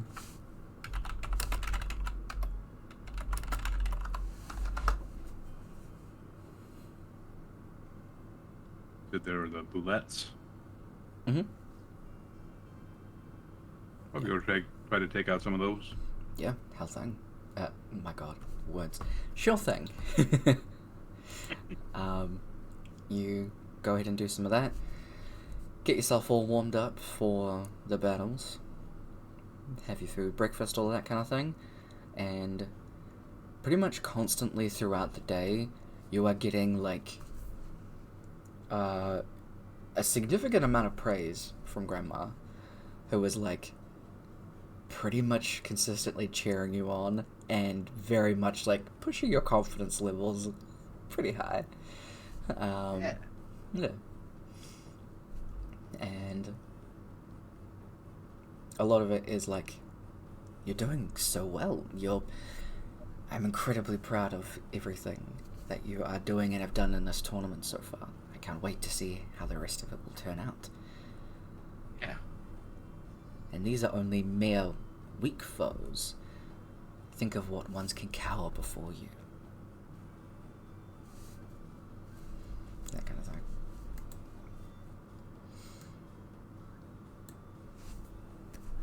Going into the next couple of rounds of the tournament, you are sent in, gone to your room, do your thing of warming up, although you're still feeling pretty good. You've kept active throughout the day and just feeling really good.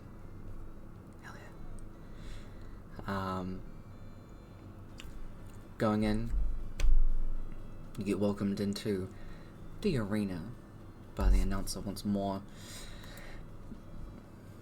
Excuse me, sorry.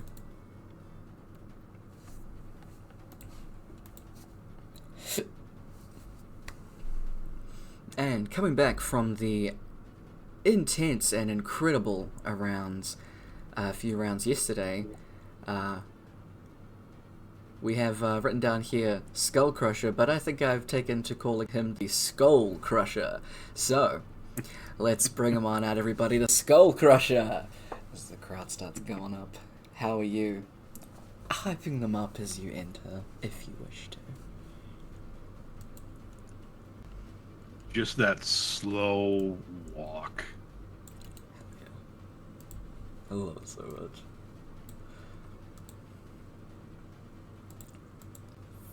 Fuck yeah. Like, axe just dragging behind him. Mm-hmm. Not even, like, really looking around the arena. Just kind of head down a little bit and, like, looking up at the other door, waiting. Alright, fuck yeah.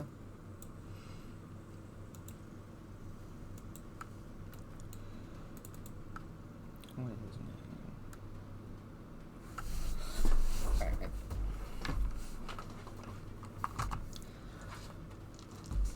And who is his unfortunate opponent today?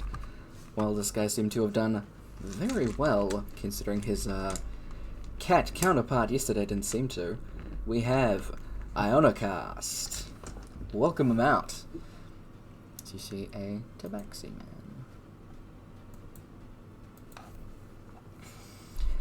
Comes out, hands wrapped, and takes some... Ugh, I'm on the wrong way. Steps forward. Everybody cheering and going hard. Can you roll for initiative, please?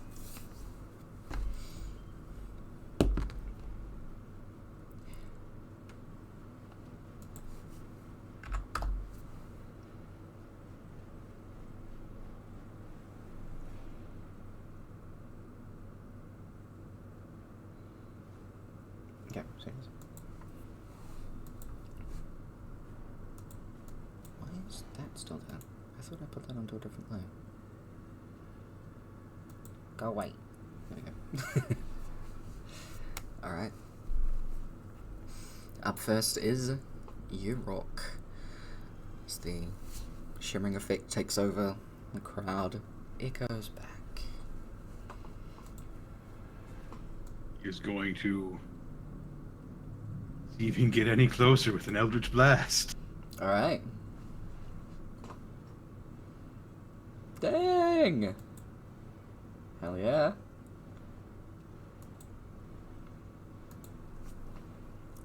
This one absolutely hitting home.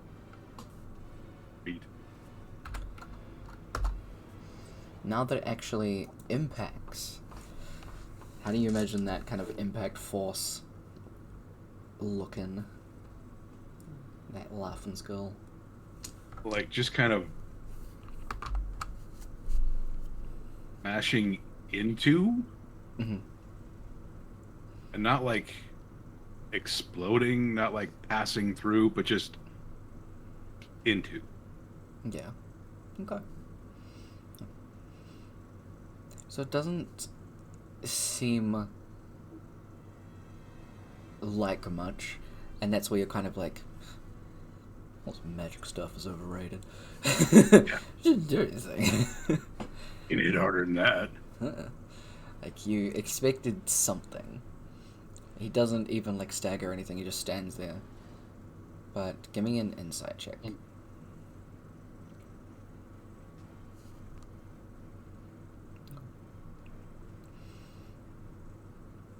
It's hard to read from this distance, but you see just the jaw tighten a little bit. So there was something. I mean, magic's weird. Yeah. Mm. Did you hit with your Eldritch Blast? Hell yeah. Yeah. And then again, just those shadows just cloaking. Absolutely. Fuck yes.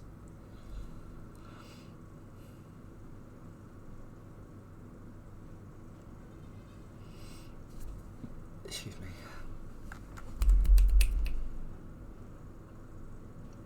Where's your speed? There. Sorry. This is not laid out like normal.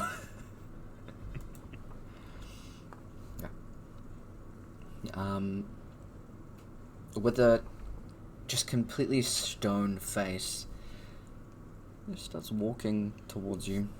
He's taking like a leisurely stroll on over until he gets right up into your face.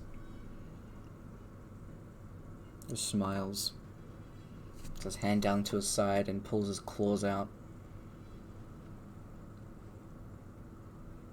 But then closes his fist. And instead of punching you traditionally, you see he rears back and goes to punch you this way. So he's hitting with mainly like that part of his arm. And then... Okay. Sorry. Goes to hit you where his claws are at his like palm, and then curl into like a punch. So kind of like clawing across your face with force. Right. And he's going to do that 3 times. So there's a 17, a 10, and an 8.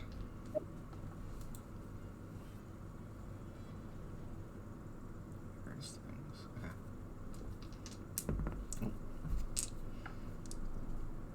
So I believe it's just the 17 that hits, yeah? Yep.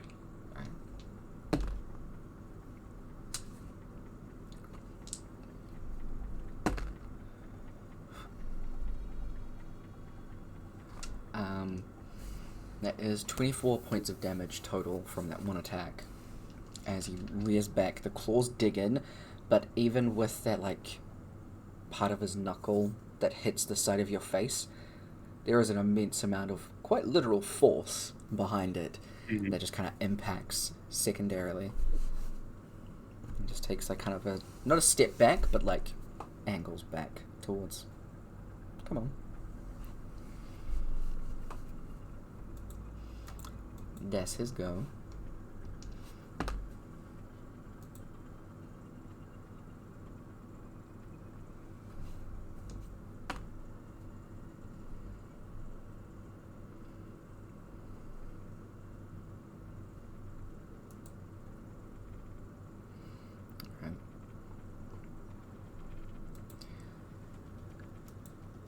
This was a fun one that we didn't get to use yesterday at all, folks, and it seems my luck is very good today. Let's see how the folks handle this one. It's from right above you, Rhourke.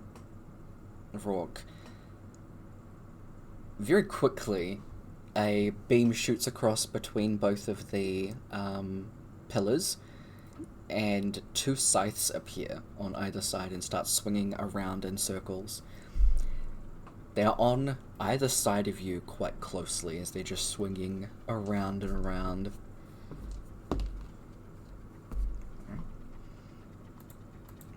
To the top of the round, it's your go. Okay.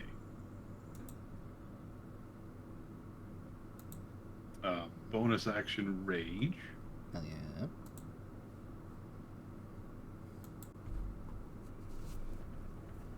Wing of the X.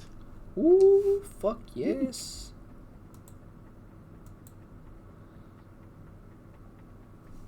So, I'm gonna make 2 of them because you hit.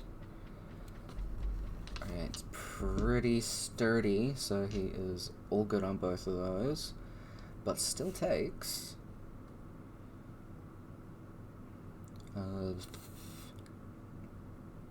25. Yes, 25 points damage from that first attack. This is a good big swing as well, god damn.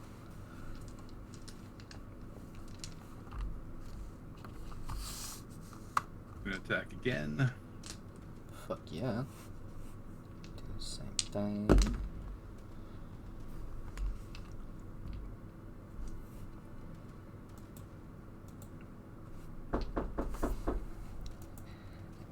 With that one, he does get feared. So he is frightened of you for a round. We'll do that. Does make the strength one. And I will take off that. It's 18. Cool. Is that your turn?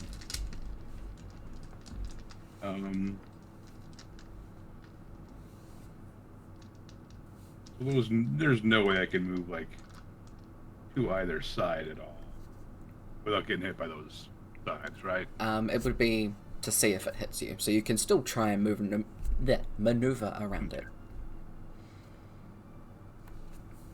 Just want to try to get on the other side of him. Yeah, for sure. So you roll that. I'm just gonna quickly grab something that was left at my door. Okay.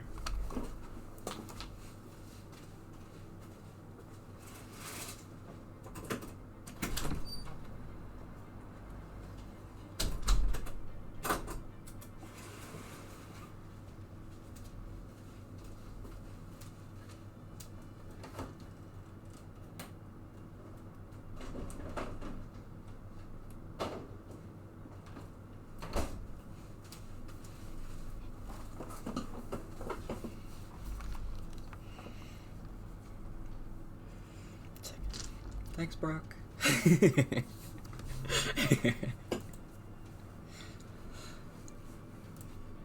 Alright. So, does a 15 hit? Yep. Alright.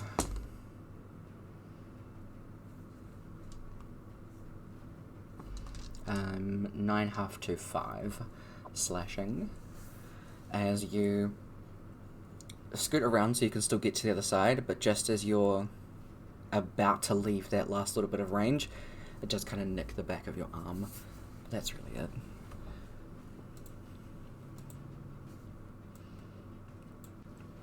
So you want it to be about there? Yep. Cool, so it does. He's going to turn around and make some attacks at you with disadvantage.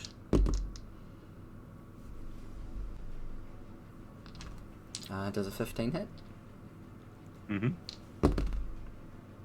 It's 15 again. And that's 16, so all three of those do hit. And I'm going to have to do this separately because half of it will be halved and the other half won't.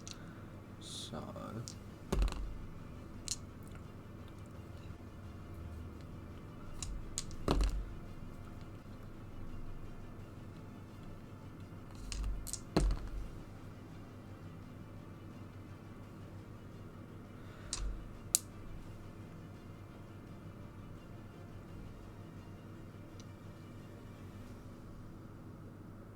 No, it would be 12. I don't know what that math is. Tell me. What is it divided by 2? So 17 slashing. That's already been halved.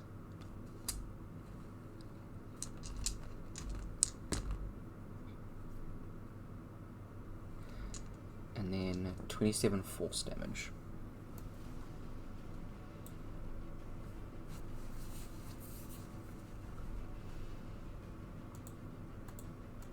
27 force? Yeah, so 44 total. Thank God for calculators. Yeah. Get some hits. As he kind of stands back a bit, ready for whatever's next.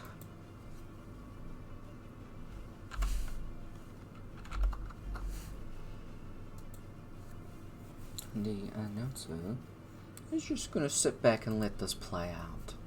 He likes where that's placed too much to move anything. And he thinks this is going well between the two of you, so... You see him leaning forward. That's your turn.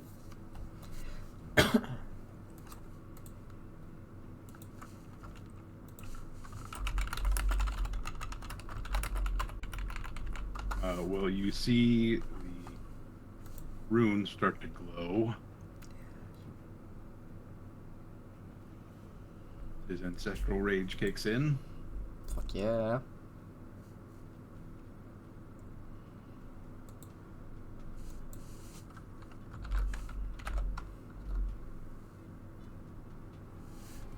Swing the axe. Let's go. Hell yeah, 22 definitely fucking hits. Is the 3... Yes it is. Cool. Just had to check.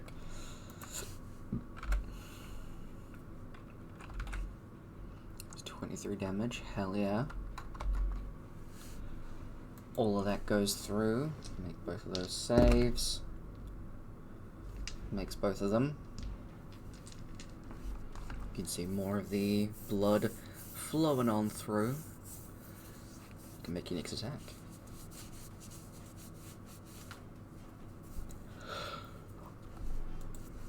Do you want to keep that roll? I am required to ask. No. Okay. I will reroll. Fuck yeah. Make both of those again. What does that number need to be?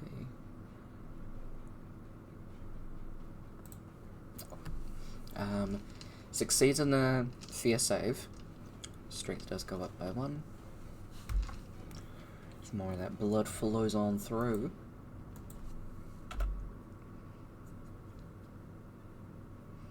And 21 points of damage. He's looking very hurt. So got a lot of cuts and stuff all over himself. You are feeling pretty pumped. Is that all for your turn? Yes. Not scared, not feared, sorry. So he's going to do those punches.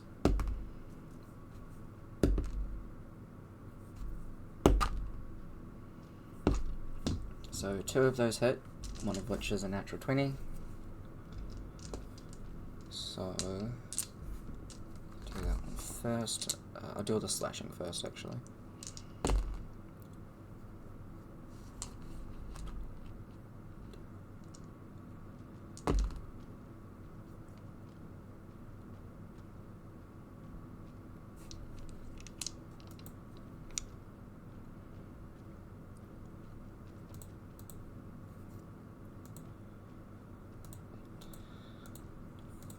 2 is that number, and that.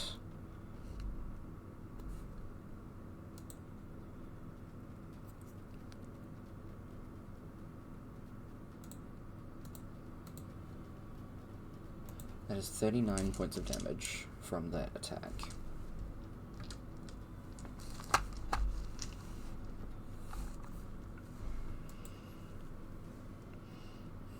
He's just glaring. I'm going to use my Stone's Endurance to try to reduce some of that damage. For sure. Nice. Is 15. Hell yeah. So reduce it by 15. Take 24 damage instead. Much better. Yeah, for sure. He's glaring up at you. It will still be up by not too much though, which is impressive. But yeah. There's just like bits of your skin underneath his claws as he still just stands there with like a poisedness to him. And now is just gonna lean in a little bit further, face almost pressing to that like barrier. Just watching intently and just pretty much forgetting to do his damn job. But that is your go.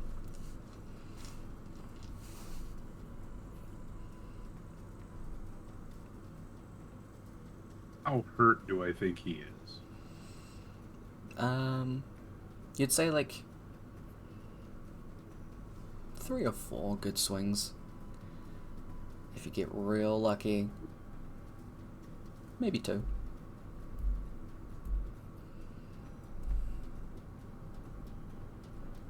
I'm going to drink a potion then. Alright. There's your bonus action.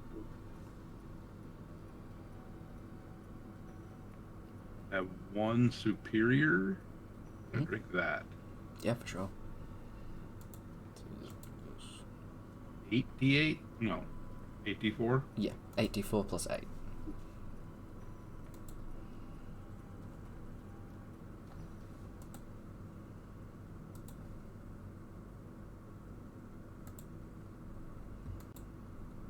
Two plus 8, you said? Yep.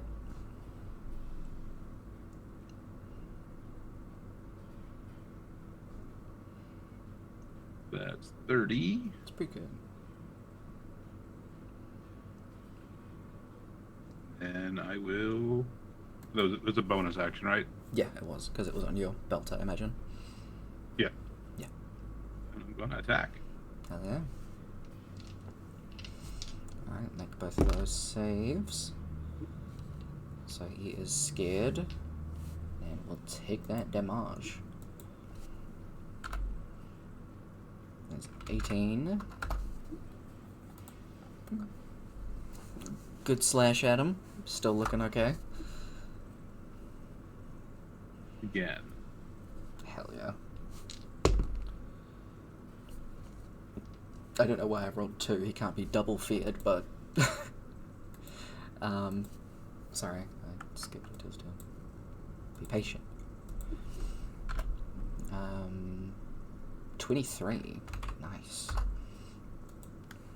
From that slash, definitely bloodied.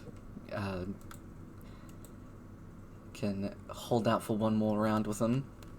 Be good as gold. He is getting a bit woozy on his feet with the amount of blood loss. Your weapon is bolstering pretty good. He's going to make these attacks with disadvantage.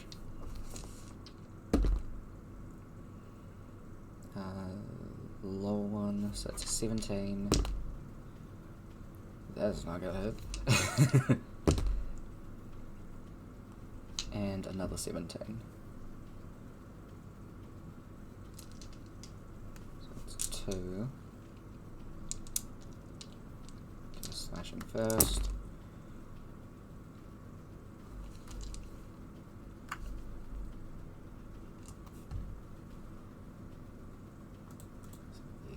that plus this.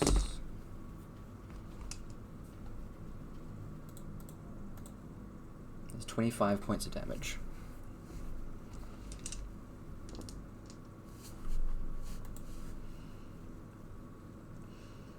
And these ones are a bit weaker. This is definitely very close to not making it through. You can hear the announcer who pipes up. This is a pretty close fight. Let's make this a bit more interesting, shall we?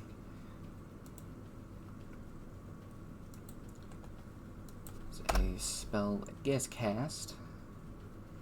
What I'm going to do is I'm going to do this behind each of you as a mirror image gets cast on the both of you. So in front of your forms that are like face to face with each other and these spinning blades, there are figures that just kind of appear that look exactly like you.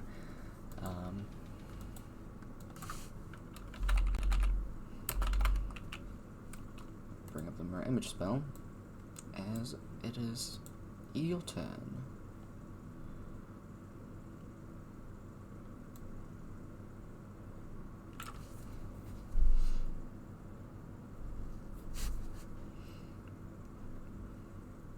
We'll take a swing at the one in the middle. Cool. So it's basically the mirror image spell. So that would hit him. And I need you to roll another just normal d20, whether or not it hits him or one of the targets.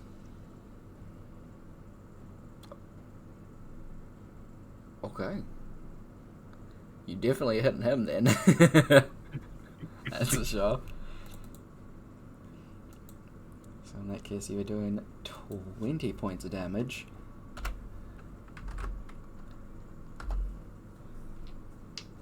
Both of those again. His strength goes up by 1, and he manages to succeed the frightened condition. So it'll end there. Got one more attack. He's looking so unsteady on his feet.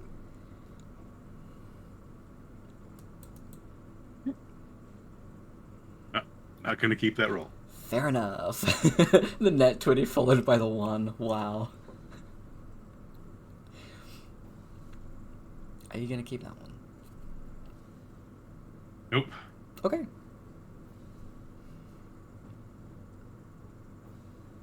Damn, there we go. Much better. And roll your d20, please, to see if you hit him.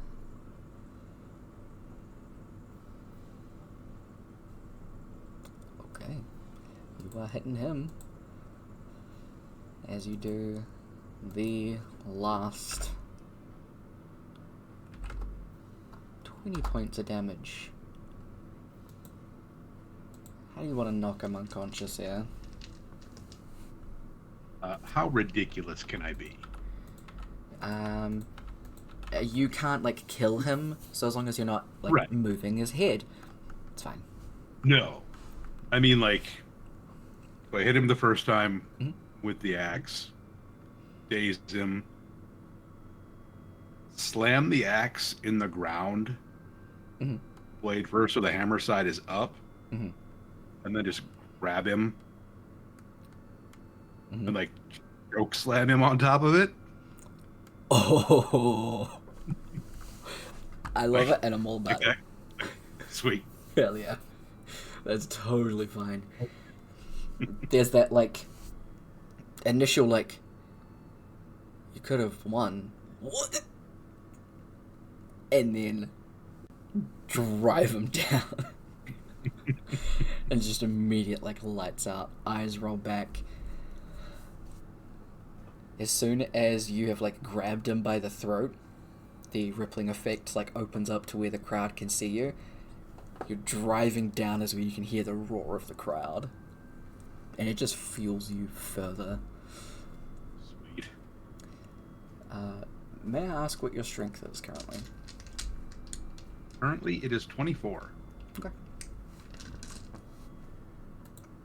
Cool.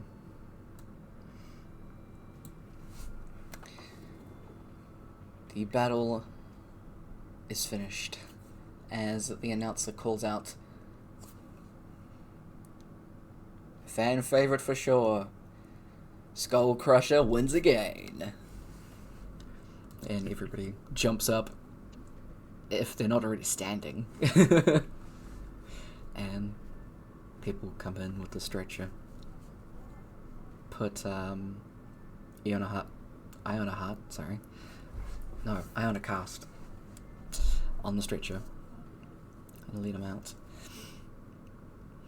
The blades slowly start to stop before they vanish.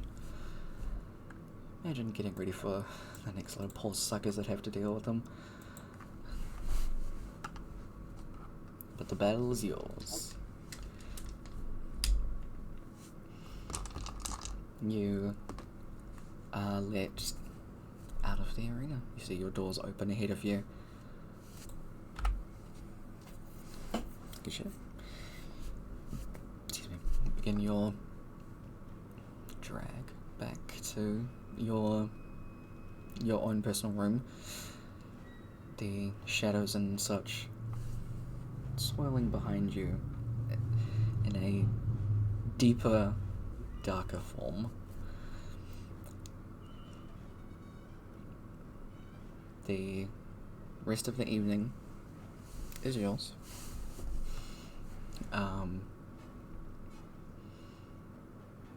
Not really feeling that massive jump like you did yesterday, but still feeling really good.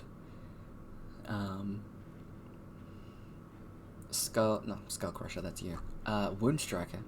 Let you know that there was going to be a couple of them going out deeper into the woods to do some scouting. No doubt there was going to be some more stuff out that way, and if you had some time, you're more than welcome to swing by and help out. Yep. Yeah, he would go give him a hand. Yeah, cool. In doing so, you don't really make it back to the tavern. You just kind of head over to the guild and head out from there. It's already getting decently late. You get your rest and everything like that. And again, for the last 2 rounds that are approaching, same offer would apply since you're still keeping active. Would Rhourke sleep? He probably would actually sleep tonight. Okay, so it is. Sad as that's going to make him when he wakes up. Yeah. You have your long rest and wake up feeling refreshed in the morning, if not as big.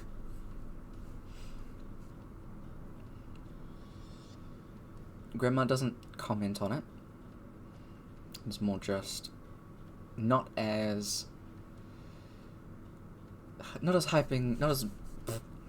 hyping up the ego as much today, but still every now and again we'll chime in with, we know what we have to do today. There is the possibility that you'll get both done today and be claimed the victor. Claimed victor?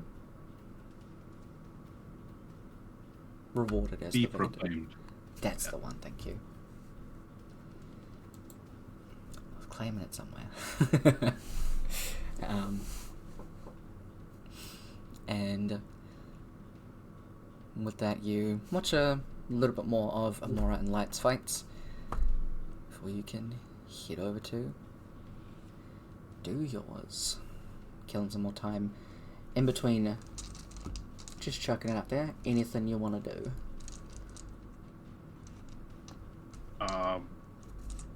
Make sure I get some protein. Yep. Good shit. Do some good warm-ups. Hell yeah, definitely. You head on out to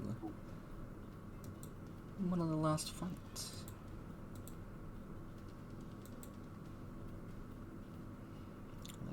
I'm on the wrong screen.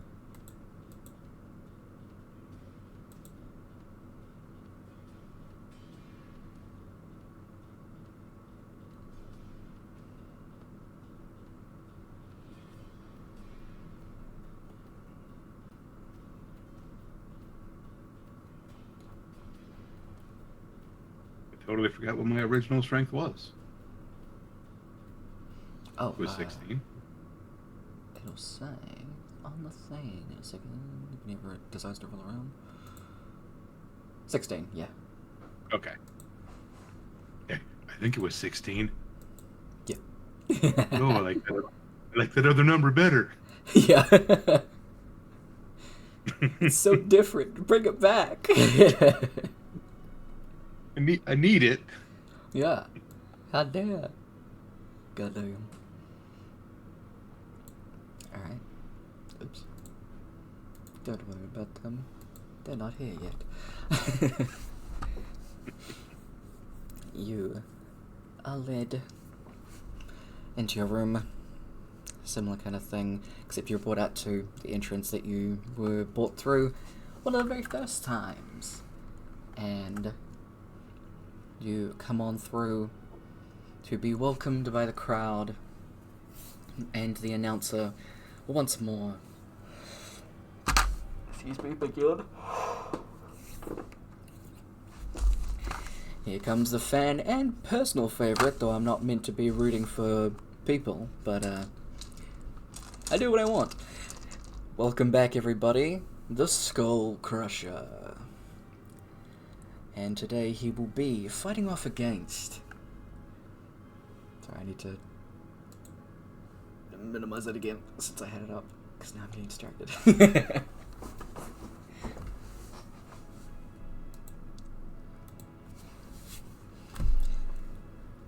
Today, his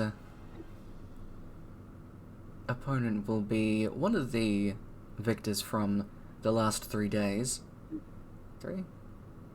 Yeah. I think it's been 2, actually. Nope, 3, sorry. Over the last 3 days, welcome out Sapphire? Welcome out Sapphire, everybody. Why did it change? Why did he change it?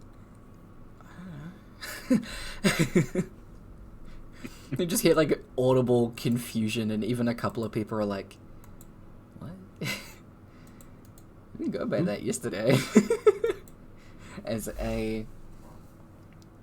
Standing about your height as well, a half-orc person comes out with a massive greatsword. Stepping in between the pillars, stretching out a little bit, swinging around the greatsword. Take up a stance, ready to go. Alright everybody, let's get ready for this battle. Hopefully it'll be as entertaining as previous days. Let's go, Skull Crusher. I know I'm not meant to root for anyone. It's fine. We're hyping up the crowd here. Have you seen him, though? Come on. Yeah. Definitely a fan favorite. And by fan, I mean me. I am the fan. So, please make I'm going to say intelligence save. Roll for initiative, is what I meant to say. And also because you had a long rest, your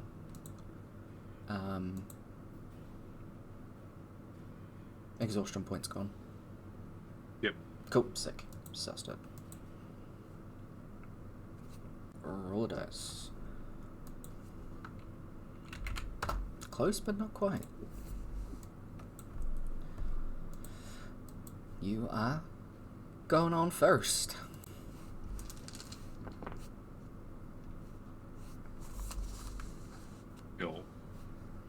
have the axe up, and then just kind of swing it, like reverse its grip and swing it down, and bring it up. Mm-hmm. Fire off an Eldritch Blast. Let's go.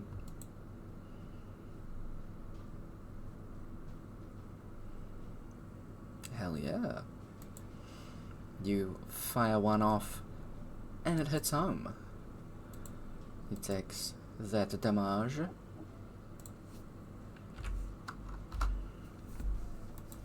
As it impacts, again, similar kind of thing where it just kind of doesn't stagger. It stands there with the greatsword embedded kind of in the ground, leaning on it. Just completely stoic face. Nice. Hell Then yeah, just those shadows again just come up out of the axe, wrapping around me. okay. Cool. As you do this, there is a whispering that comes almost immediately this time. And as it does, it's kind of circling.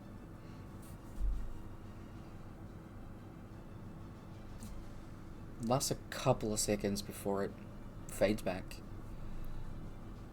This definitely has gotten a interesting reaction from your opponent. Good shit.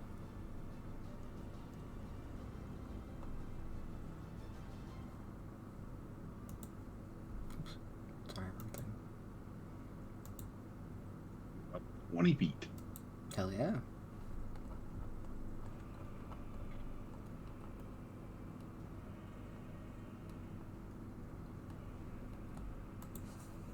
That's my turn. Hell yeah.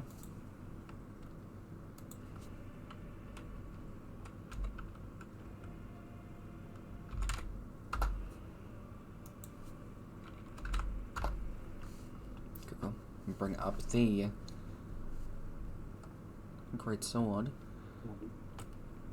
Start to make his way over towards you. 30. He gets right up into your face. Sorry, they get right up into your face. Apologies.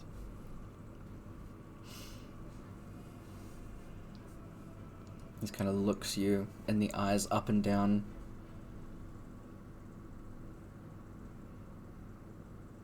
Yeah, I look like a magic man. What was that?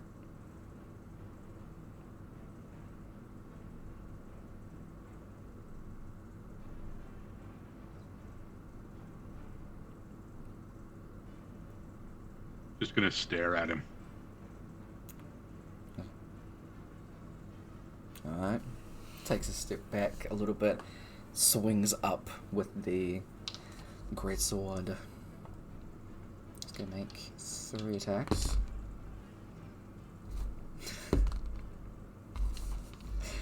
The first one, you don't even have to move, as it just like goes way over your head.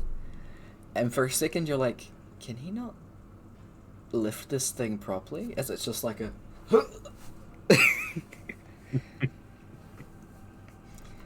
yes.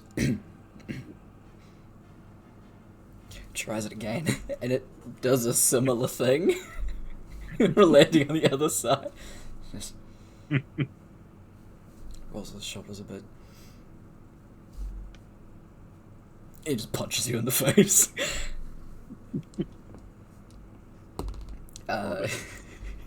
You take 5 points of bludgeoning.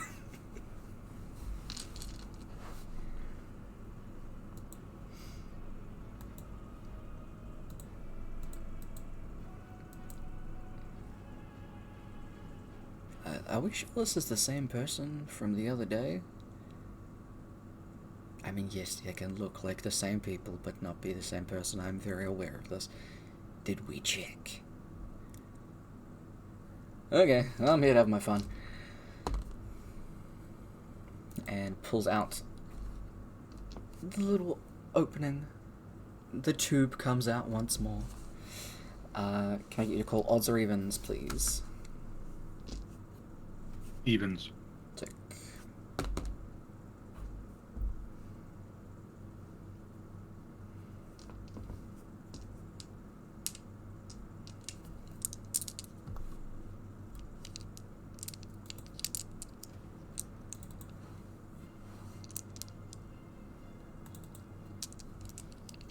Come on, roll 20.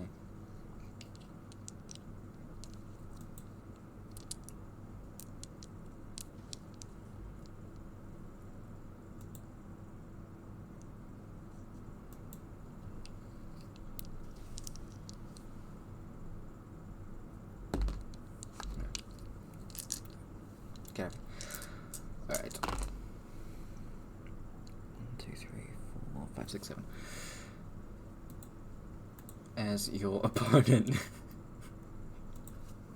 takes 4 darts, taking 7 points of damage, he just slowly turns around towards the announcer and is like, "Don't mind me, I was just checking something. Good luck." And then pops back out. With that, it is back to your turn, Rhourke.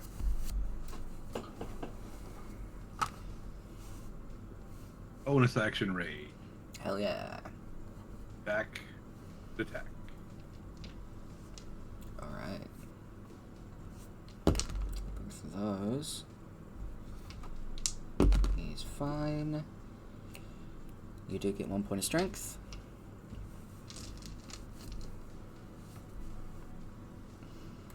And both of those definitely do hit. So there's 2 15s, 30 points of damage. Did I take that off the right character? I did. I had to make sure. I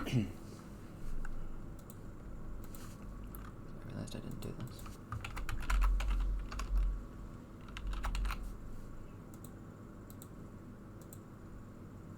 There you go. You do your rage, and they take those swinging hits. Are you using the slashing side or the bludgeoning side? One of each, I think. Yeah. Come in with the hammer, like, shot to the ribs, and then just kind of swing back around on the other side with the axe. Hell yeah. Cool. Absolutely. Showing off and hitting fucking hard. Doesn't look like they took too much from that. The damage all went through. He seemed to be a pretty hardy opponent, at least.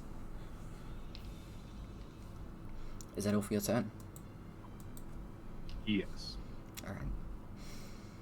From that, they stand there having made the frightening checks.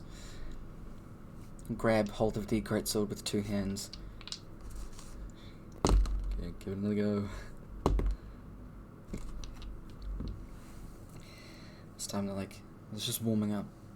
You know, I want you to underestimate me. And then with absolute fucking ease, they pick up the sword and slash across your chest twice. With a 17 and 22. And then the last one is they come back. They miss again.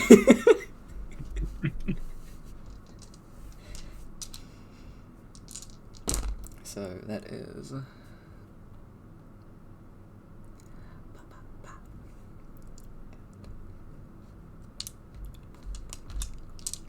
8 points of damage total.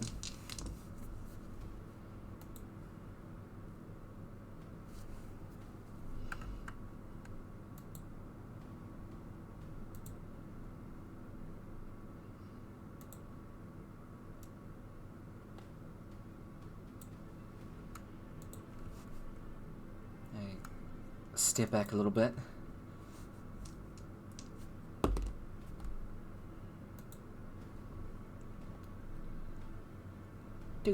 Do. Oh, fun. As the announcer chimes in. Well, this is an interesting, varied fight. Let's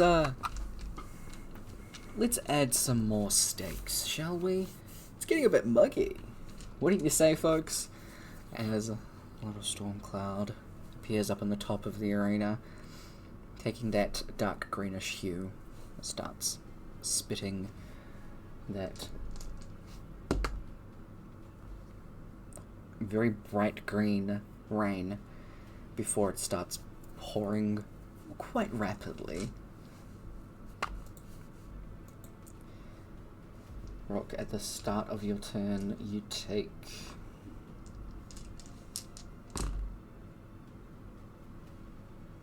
10 points of acid damage.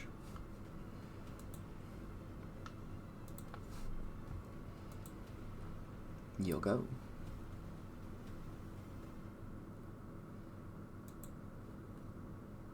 Coming out with the axe again.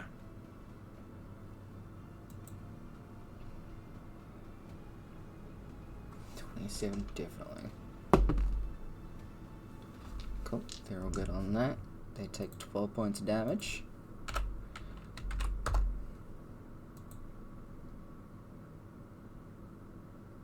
Again.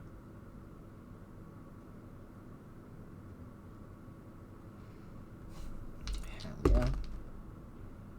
You get another point of strength, and they take 15 damage.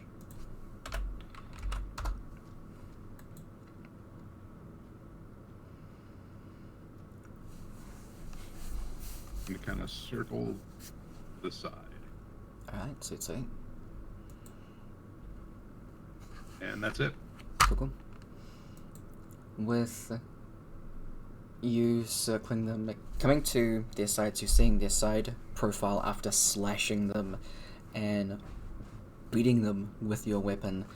The blood that's coming out from them soaking into your weapon slowly. Looking over at them from this point, you can see they kind of roll their shoulders a bit. They grab the weapon with two hands and kind of like they open something from the top of the, I don't know what it's called, handle, not pommel, that's the side things, the thing at the bottom. Hilt. Thank you, that helps. And from that, they do some kind of like weird little mechanism before they push it down, it locking back into place. You see their muscles get bigger. They lift up the sword with ease. Turn towards you. There is a spark in their eye. Well, goes the magic man now, and then slashes across at you. Having a completely different demeanor after doing so.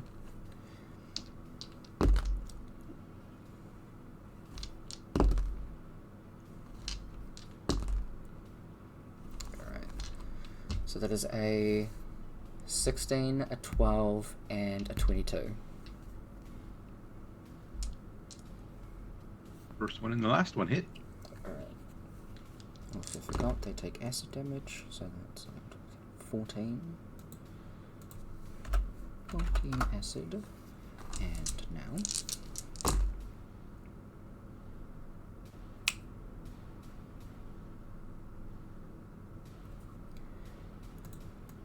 Why do you not have the thing up? Oh.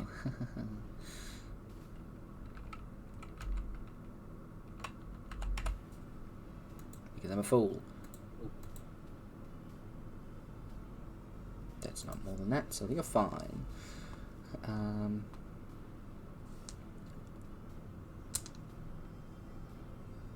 This is not hard math, Tyler. 11.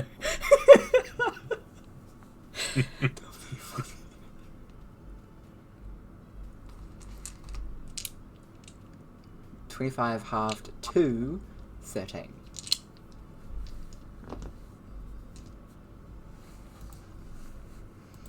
That is it. 2 attacks. The 2 attacks that went through. And from there, they turn to face you, hold their ground.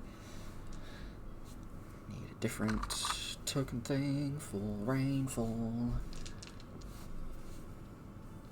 Boop.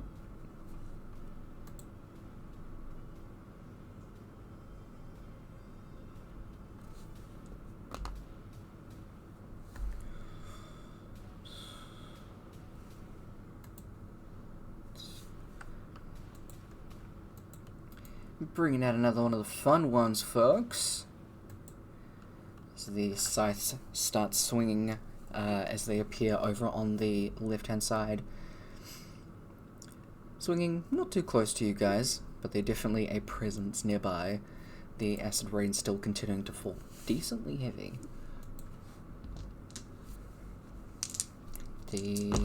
That's not how this works. There we go. You take 9 points of acid damage, top of your turn. You can go from there. Right.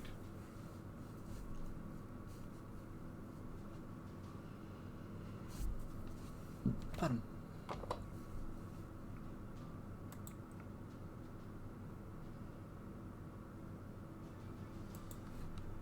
Twice.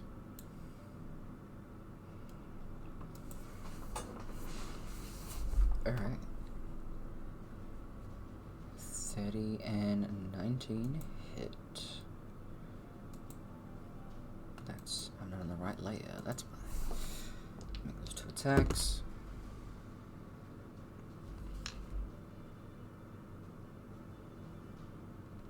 Cool.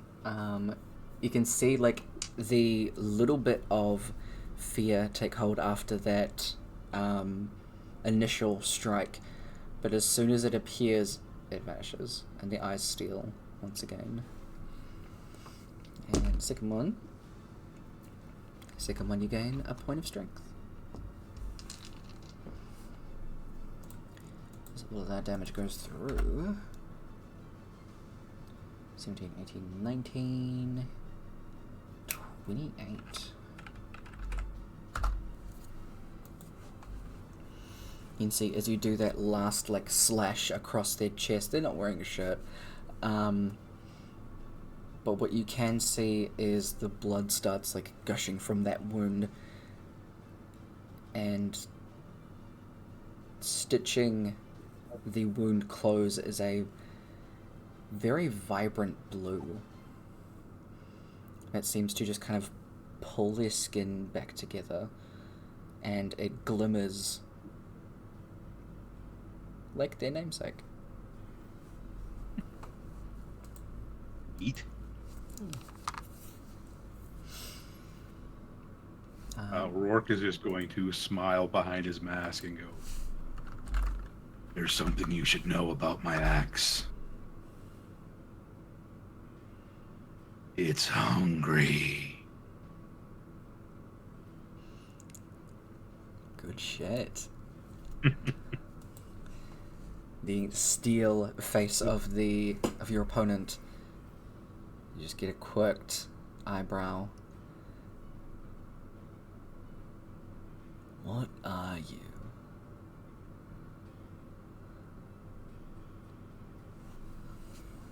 Rears back to strike up at you. After taking some acid damage, take 12. Oh, come here. Cool math. So there's a 19, a 15, and a 14. Those will all hit. Goddamn. I gotta get you some AC, buddy. I know.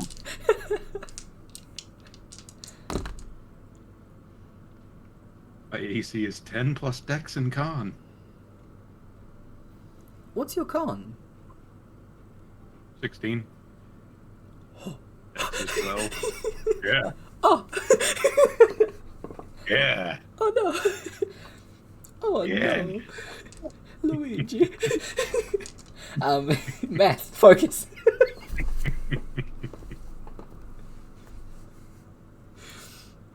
So it's 15, 20, 25, 30, 38.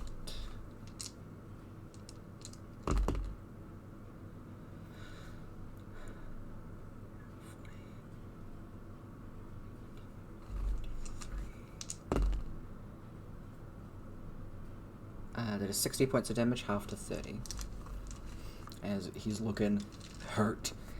And even with that wound, like, stitching closed, there are still, like, other cuts that are still bled most, but he's not, like, covered in blood. Most of them seem to have stopped some of the bleeding. Or your axe has taken it. So, it's looking at least a little bit weaker. And that seems to have made his sword more pissed at you. I mean, that's fair. Yeah. I guess we're both not as simple, are we? You said it was 30 damage? 30, yeah. Okay. Yeah. And there's his turn. Now it's just gonna let it rain.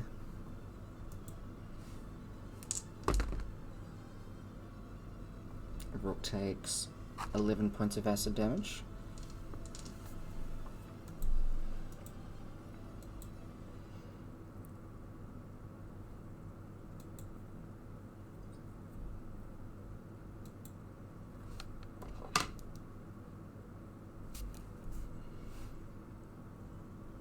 And he's back to his turn.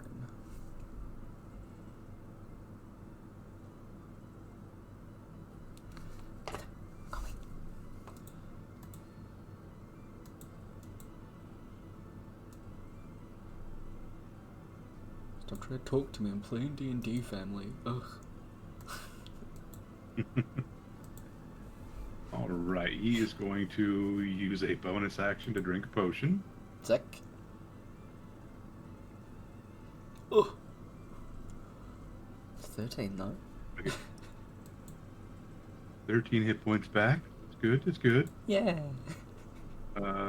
The ancestral runes light up. Fuck yeah. Him's hurting. Oof. We're gonna attack. Hell yeah. Release. Okay. I need another counter for that. So he's only got one left of that. Strength goes up by 1, and again you see that fear wash over a little bit and then vanishes. But he still takes that damage.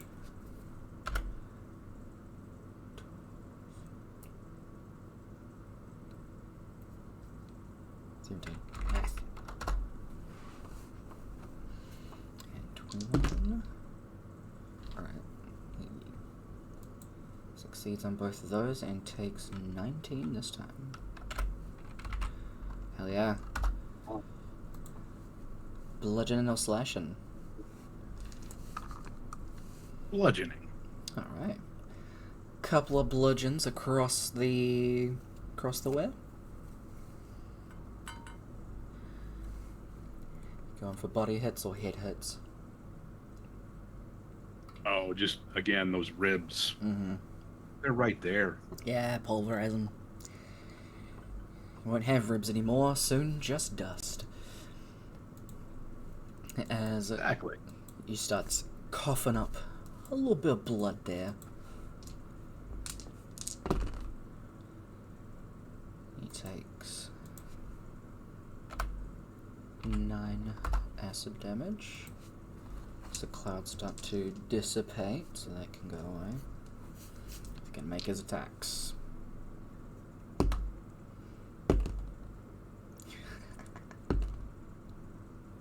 Okay, so that is a 11, an 8, and then a 27. Yeah. It was like 2. And then 19. Yeah.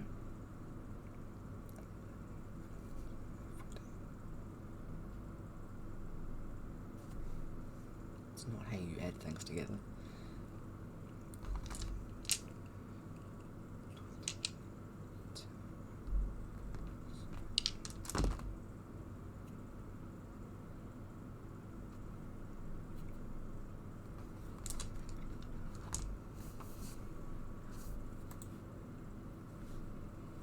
Dice go where? You take 20 points of damage from that attack. Did I do that right? No, I did that wrong, sorry. I rolled it like it hit you twice. Sorry. Okay, no, I'll do that again. Okay, 5.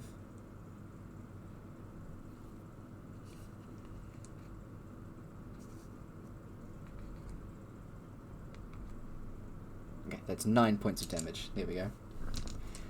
That seems more accurate. From one attack. Oh my god. The announcer's getting bored that this isn't doing anything, so he's gonna snap it away.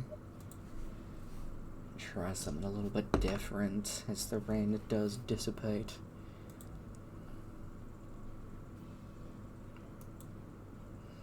So you guys are pretty central.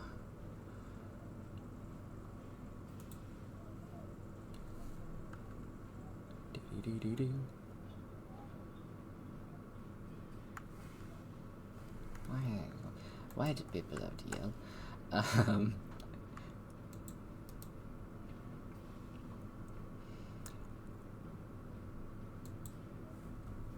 Some pits open up all around you guys as it leads down to some spikes.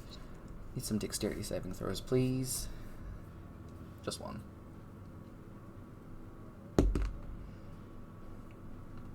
Is this an effect I can see?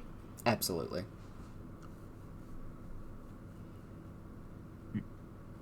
Hell yeah. Do. Cool. A couple of them open up around you, and then you're both kind of staring each other down, hearing these shoots open up around you. Eyebrow raised in your direction as you both look down and then up at each other. Opens underneath you directly. You both scramble to the side. Luckily, managing to just kind of quickly get onto that side before you fall into the pit trap. As you hear the announcer go, almost got him there, folks. Well, let's see what happens next. It's your turn, Rhourke. He's looking pretty bloody too. Alrighty. Bing. You're gonna keep a 15. 15. Are you gonna keep that one? No. Okay.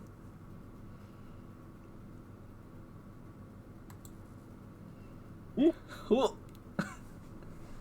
Definitely not keeping that one. Okay. There we go. That's my like it. I mean, if you add the previous 2 rolls, then Yeah. Yeah. It's almost the same. No, it is the same number, isn't it? One lower. Yeah. So you gain 1 point of strength, but he is not frightened. That does hit though and do 20 points of damage.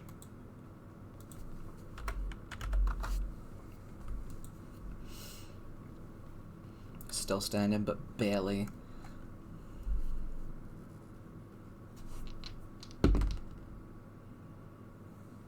Okay, he doesn't have any more of those left. It's at this point that you gain a point of strength and finally see that fear not dissipate. Having run his resources clean, the fear takes over of your form of dread in front of him. As you do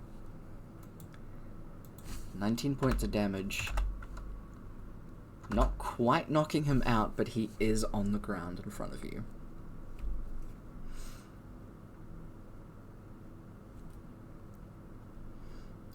Is that Rhourke's go?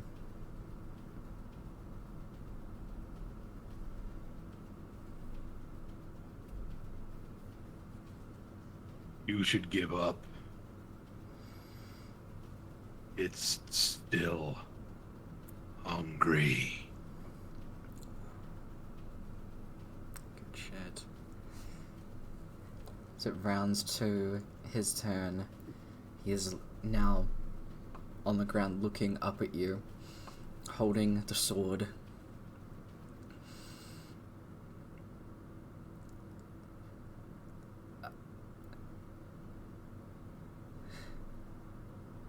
When I fight, I don't give up. And just swings it upwards to try and slash at you. Even saying those words, there is still fear in his voice. These are with disadvantage. That is a 13. That's an 11, so they both miss. Now it closes the pit traps before you. No, I said he closes the pit traps. He closes the pit traps. Thanks, Roll20. And is just sitting back, peering over his hands. As it is your turn, Rhourke.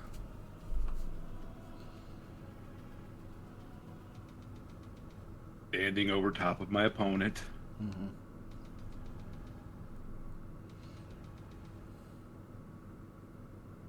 Look down and say, good. Slam the axe down like next to his head. Mm-hmm. And just grab him by the hair. Mm-hmm. Just smash their face into the side of the axe. Absolutely. You gain 1 point of strength from those attacks. The other one, they do succeed on it. Well, I mean, they don't really get a second one because they had 10 hit points, so the first one knocks them out.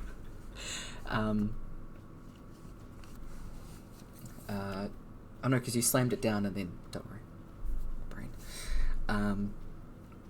Easily enough, with 19 damage, you knock them unconscious, still holding their hair once they have been KO'd cold. The shimmering effect opens up to the crowd cheering as the announcer grins wickedly. And once more to the fan favorite, Skull Crusher is again victorious. Chuck down another inspiration point for you.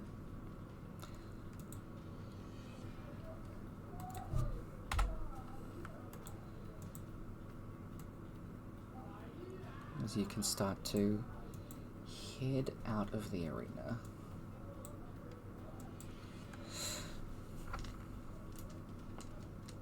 Again, you get back into your room, still kind of like buzzing with energy a bit. They give you some healing, things like that, and as one of the healers is about to leave, the same guy from yesterday comes out. Oh, before you leave, try and get back up to full. Keen to fight again? Yeah. Great. Your final opponent's pretty stoked. Well, sorry, that's pretty ahead of myself. Potentially. We'll see how the rest of them go. I think after this one, the last fight might be immediately after as well. We'll have to see.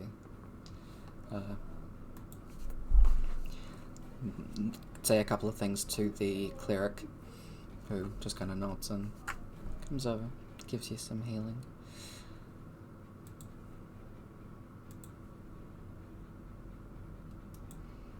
And you're left there for a little while.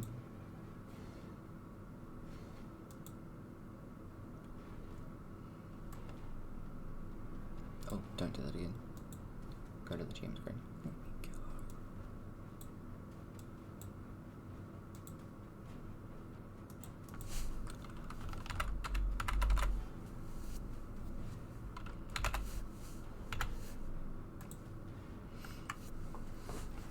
Twenty 25 minutes go by. You're just kind of chilling before the guy comes in, pops his head in. Okay, so this is the semi-finals. Whoever wins this one will fight the last person. So, good luck. Let's get you out there. You head on out that way. And are brought out into the arena once more.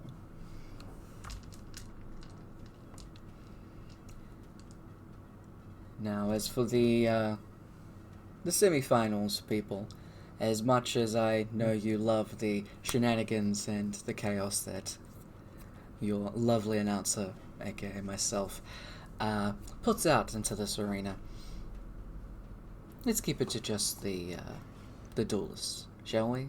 For a test of pure strength and magic, it seems. As we bring out our semi-finalists for the first bracket, Skull Crusher and Bob and Foe.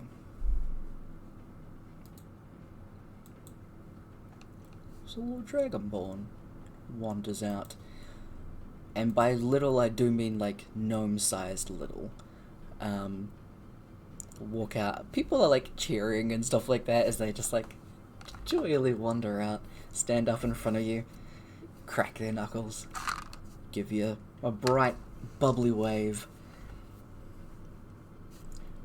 Good luck! As you get ready to fight. Just nod back. Cuckoo. Make your roll. Go to the right. It's great.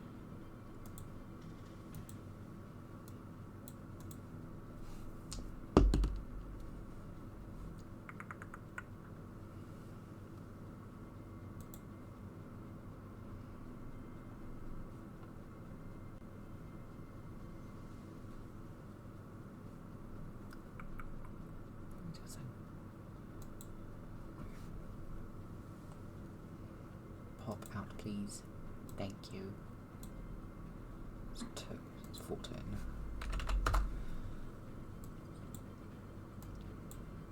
Get rid of the announcer on this one. So, Bob and Foe's going first.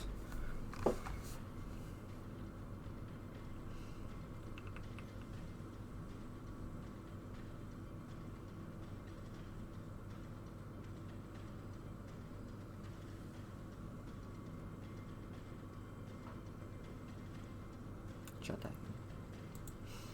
They take a couple of little steps forward, of bringing their hands together in a clap that echoes loudly, before they start pulling their hands back with resistance.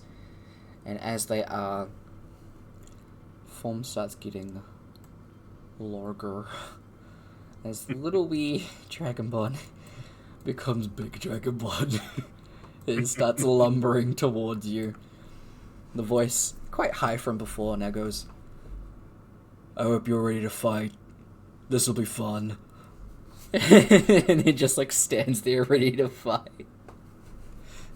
This is your turn.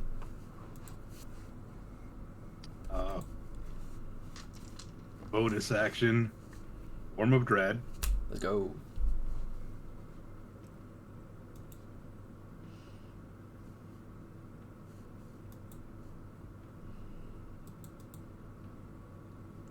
Then, like, you can almost see the grin behind his mask. Hell yeah. He'll just run in.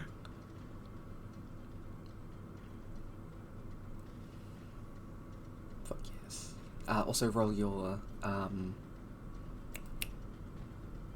temporary hit points from former druid. Oh, yeah. Yeah, because I don't think you did that last time, so I need to remember as well. But let's get these in.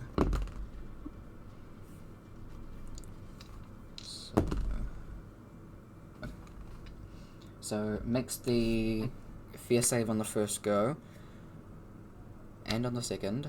Makes the first con save, but misses the second. So 1 point of strength.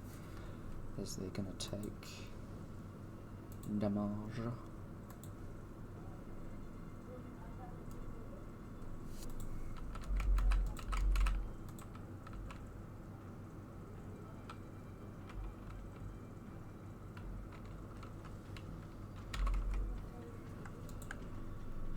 Let's try and do math here.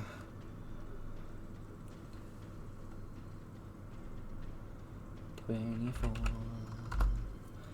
need to do two different things. They're good. They're good. Go. Alright. Is that all for Rhourke's turn? Yep. Okay. The hands come together. My uncle, who was a giant, taught me this one. It's called coconut. And he goes on either side of you and goes, coconut, coconut, coconut, crack. He's gonna do a slam attack on you twice. So the first one misses, and the second one is a 19.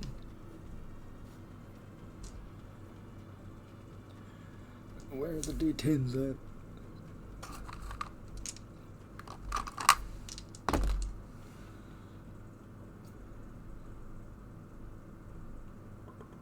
Do I anything to it?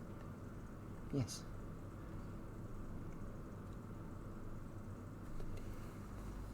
That is 32 points of damage. You are not raging it, yep. Nope. Cool. You were supposed to get squished. Oh well, next time. It's your turn. Bonus action rage. Shut dang. He'll just look up and say, my axe taught me this. It's called bleed. I love it. Hell yeah. 29 hits. Those rolls. Do they have... This doesn't count as a magic effect. Does it?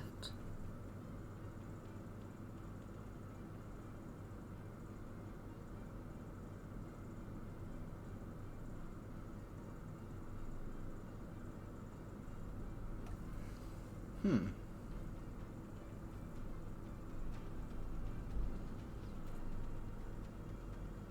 gonna say no. In that case, they are frightened as they fail the save, but they do make the other con one. They have to make their con save, which they do, and they take 13 points of damage. Alright. Oh, not 13, sorry. I was looking at the wrong one because I was underneath Form of Dread, sorry. 17, 18, 19. And another 7 onto that. There we go. Cool. That is your first attack. Second one hits as well. Also, absolutely everything you say I just want to give you an inspiration point for because it's so fucking good. So absolutely chucked in another one. I mean, I'm okay with that. No, not gonna argue. I love it so much. Oh, that's a natural one on that, so you get another point of strength. They keep their form of that, and that is 19. That puts me at 25. Good to know. Limited grade.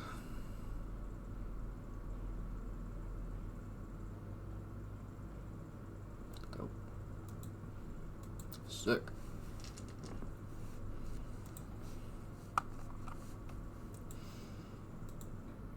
Let's just do that for you. Cool. They take that damage and they are like looking down at you with massive wide eyes in fear. As it gets to their turn, their mouth is moving and they're saying something to you.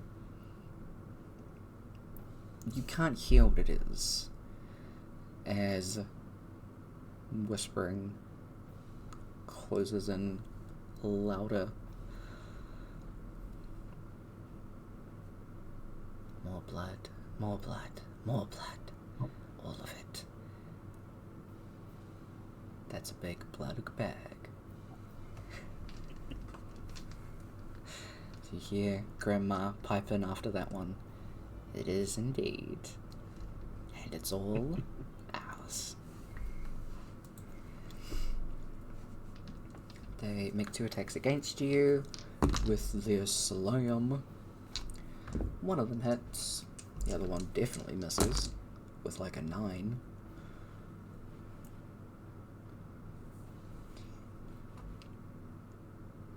That's not how that works.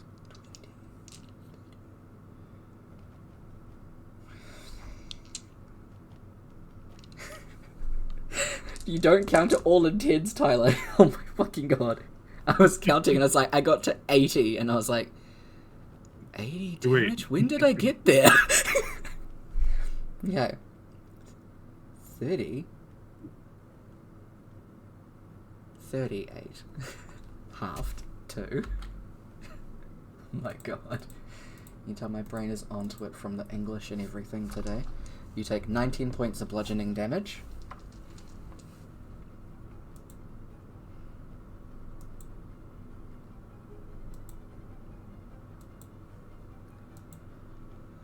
And at the end of Bob and Foe's turn,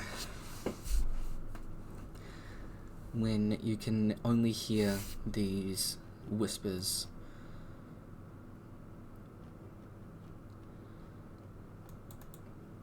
you don't remember what happens next.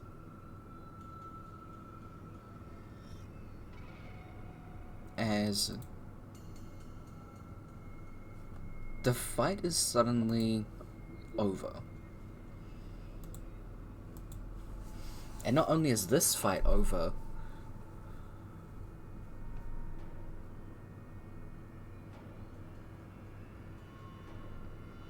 you go to the finals, and that fight's also over.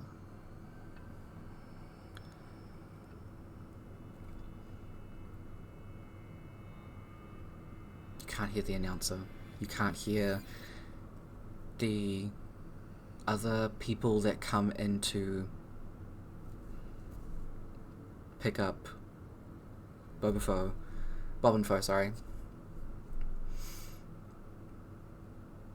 You don't remember going back to your room and sitting there staring at the wall for the next fight to begin, or walking out hearing your name again. It's like a veil of blood over your eyes and just whispering.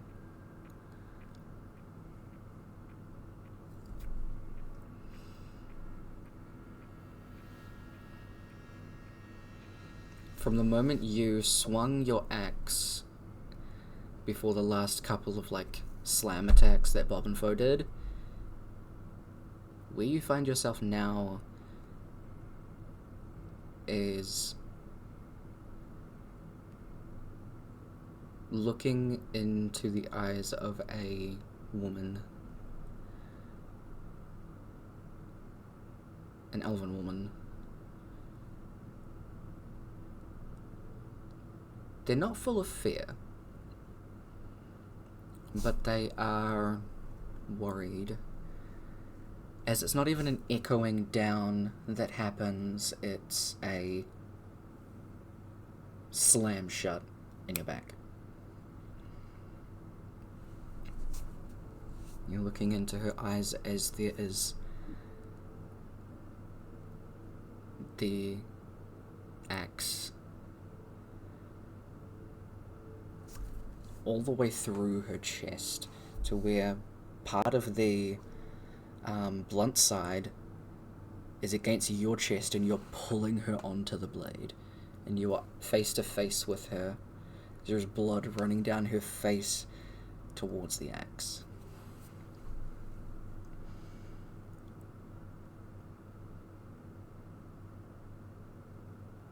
You need to get rid of it. Please get rid of it.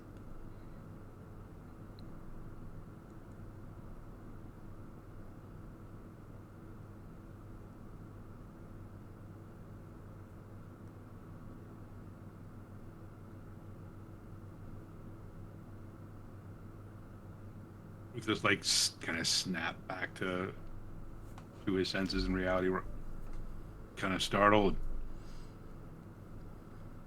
looking down at what he's done, not knowing.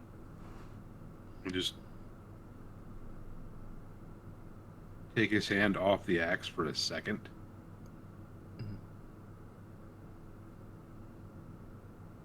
And then grab hold of it again and pull it out of her, saying, I'm sorry. Sorry.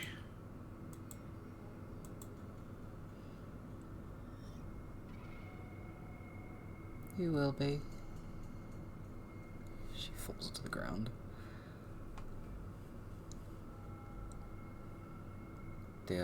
Both doors are open, as there are not like official guards, but guards for the arena coming in slowly.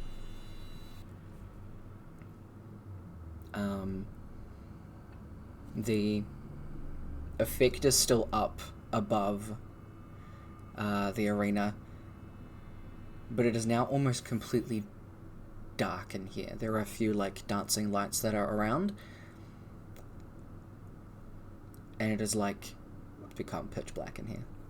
The lights burn a little bit brighter so that the guards can come in. They cut the camera feed. Yeah.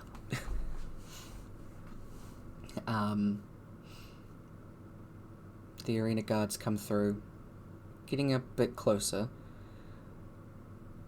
and you having a look around, you can see the announcer is talking, but you can't hear it. It's just kind of like babbling kind of thing, but his eyes are locked onto you. And that's when you feel kind of like a grip around you start to take hold.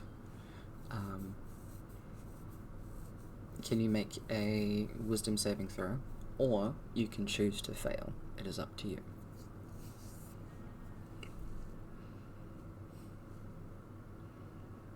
Okay. That, like, feeling of being grabbed, like, dissipates, and for a second you see the announcer who's just talking away goes, and it continues talking away. Points down to one of the guards, and the curtain of his like booth closes to where you can't see him anymore.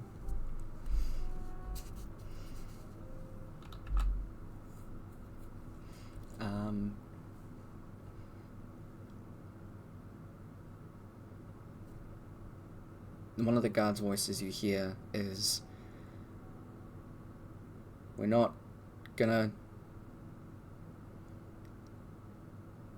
Look, we don't want this to end badly. Can we just... We do have to take you to the guards.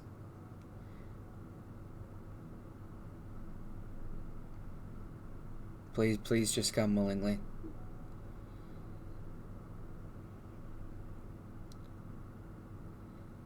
Just in a daze, Rhourke will be like, what happened? She looks pretty hurt. You broke the rules. She's dead. We can't just let this This is the protocol we have to take. We don't know what happened either.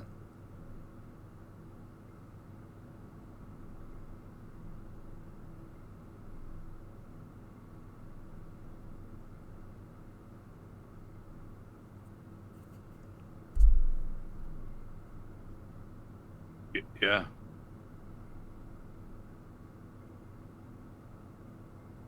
Yeah, you should figure out what happened.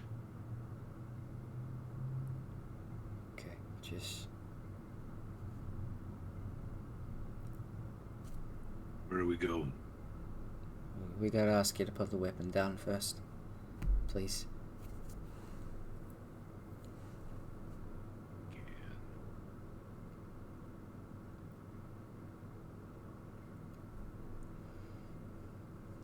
Kind of just turns to have a look at some of the other guys that are there.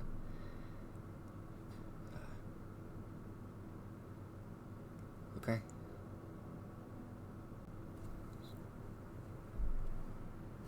Doors on the other side of you close. Guards start to filter out, and it's just you and this one guy that was talking to you in the arena with the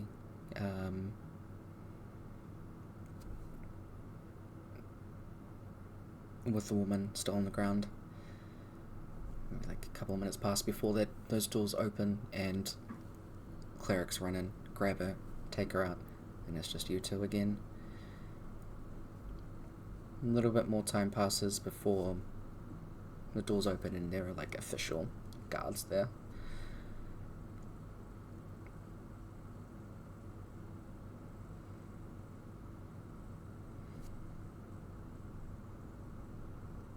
In that time that you're standing there with this one guard, he's not saying anything to you, he's just watching you very carefully. The axe is just kind of leaning on the ground next to you. Every now and again you'll just try and release your grip. It tightens again. Try again. Tightens again.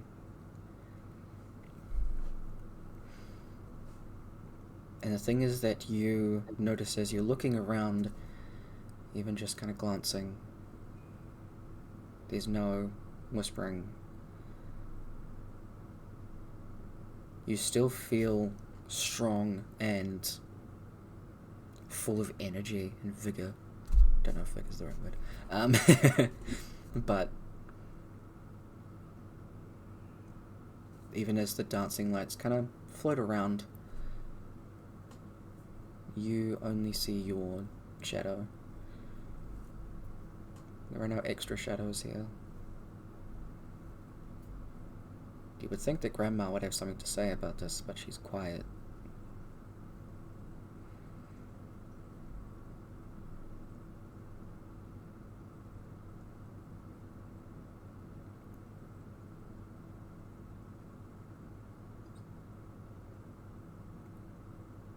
You got used to having Grandma around and every now and again chime in and have that weird kind of like,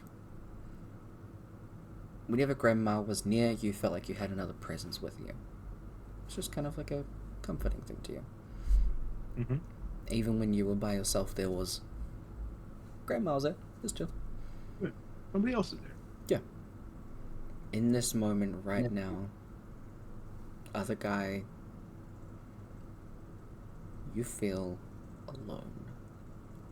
Completely.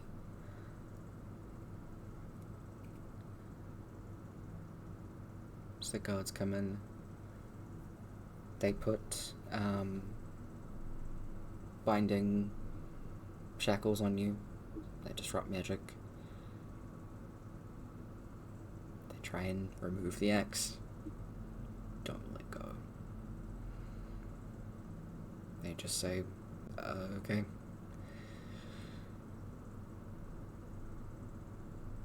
Don't want to find out what happens if we do try and get rid of it. Right now, we'll just do this here. The other guard, is talking to some of the other guards that come in. Sorry, the arena guard is talking to the official guards. I'll do it like that. And one of the head guards, you can tell because he's got a bunch of like actual emblems and stuff on his person, comes up with someone and just starts asking you questions. What was the last thing you remember?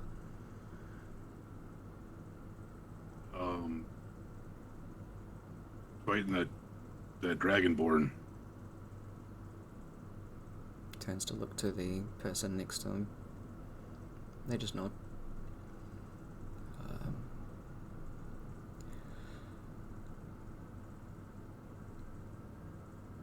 We were trading off, like, and then I hit him.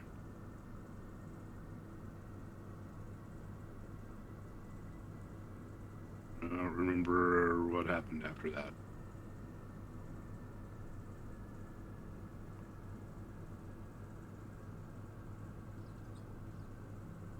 Okay. Bad.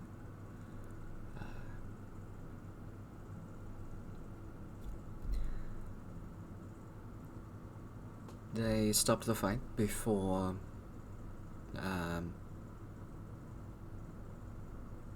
any lifelong harm was done to the Dragonborn.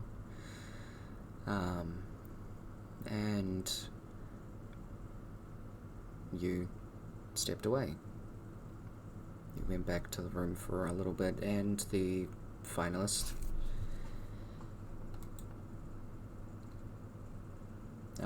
Miss Vistana,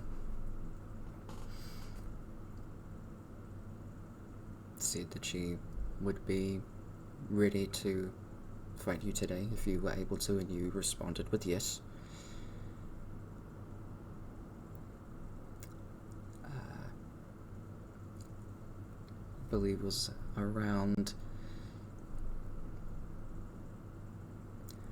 18 to 20 seconds went by as soon as the round began before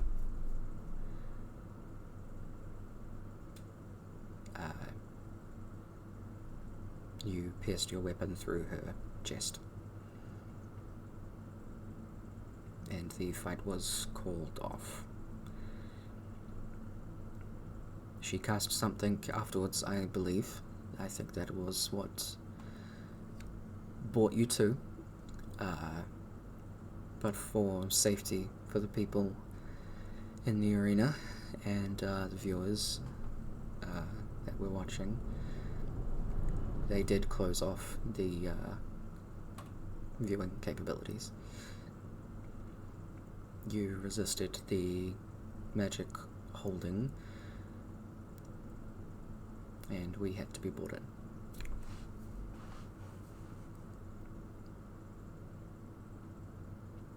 Oh.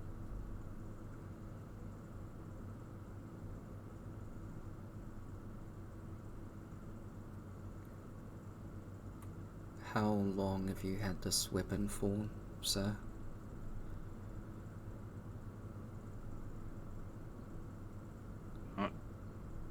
Not very long. Okay.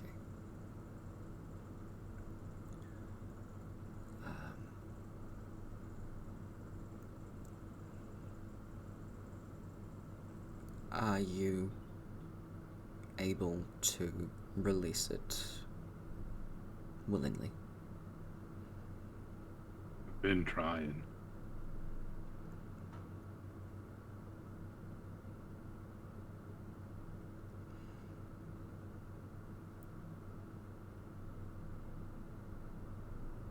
Like, try and open his hand all the way. Let go. Mm-hmm. They both watch. And grip closes around it once more.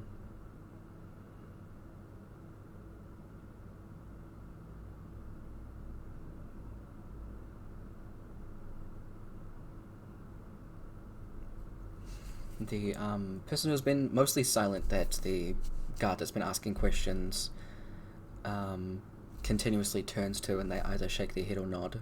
they've been nodding continuously. Actually steps forward now, removes their tie, ties it around like your bicep, tightens it more. It gets pretty painful. And tightens it to a point, and then gets you to release the weapon, or try to. First time, no, you still grab hold of it, tightens it, pins and needles start prickling. Try it again, still no. Your arm feels numb now, but you do finally let go of it. And they just nod their head.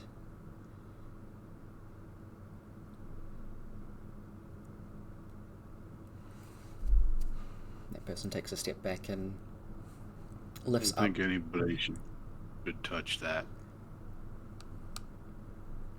It might be bad.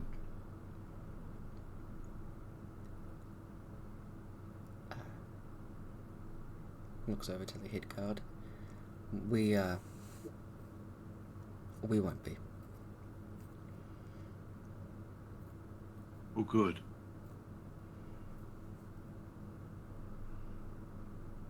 Take a step back, and the person starts like casting to lift it up, and they open up their necklace, and the axe goes in there.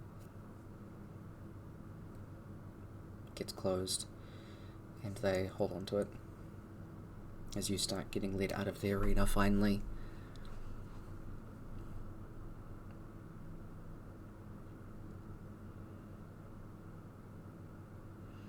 Get to kind of where the doors start to open before the guard turns around to that person.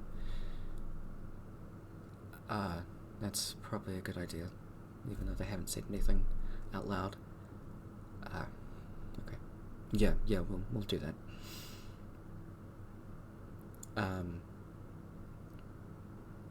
Sharaska, my assistant here, is going to just get us back to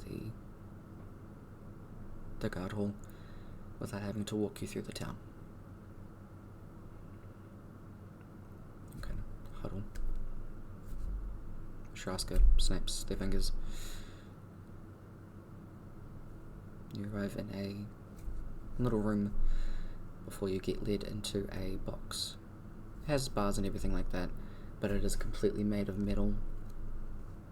It's very reminiscent of the time that you went and were trying out your fire abilities.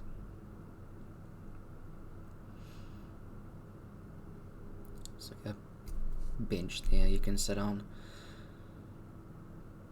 They close it up, and that kind of shimmery effect between the bars does take hold as Sharaska sits down, takes out the axe, only using magic, never touching it with their hands.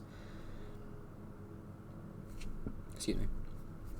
There's different things that go on. There's conversation that happens not verbally from Sharaska's side, but the head guard answers verbally. Okay, we'll have to get someone else to look into this as well. Okay, I will leave it in your hands for now. Head guard leaves, and it's just Sharaska in here with you.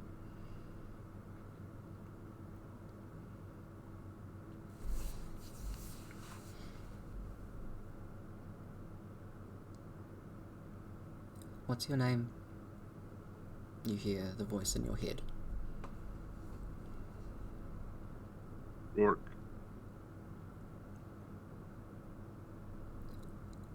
I'm Sharaska.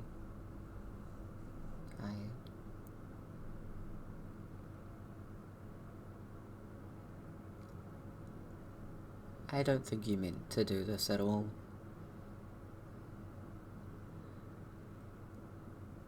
I think they know that too.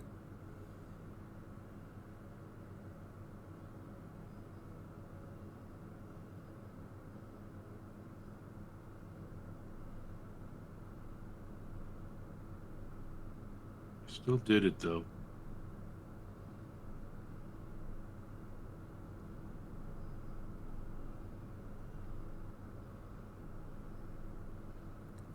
I'll see if they can bring you some food and water soon.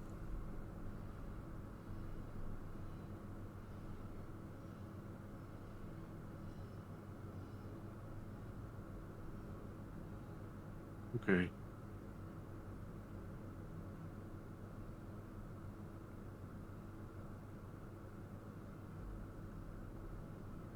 There's also someone that is very determined to come and see you.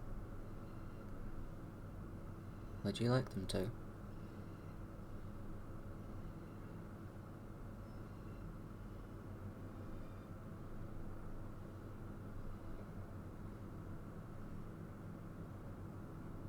I don't know.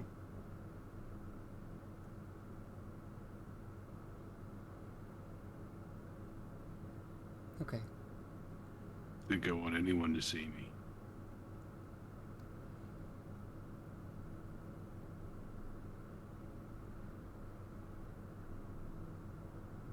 But it's probably Amora, so it'll probably be a lot easier for you folks if she does.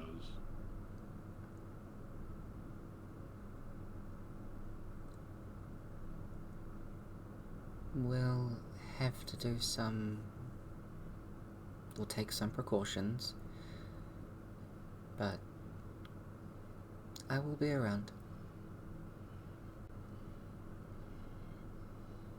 I have faith you are good.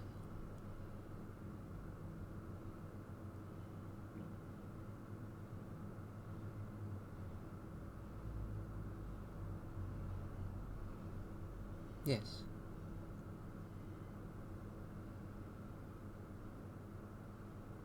Yes, you are, Rhourke. Okay.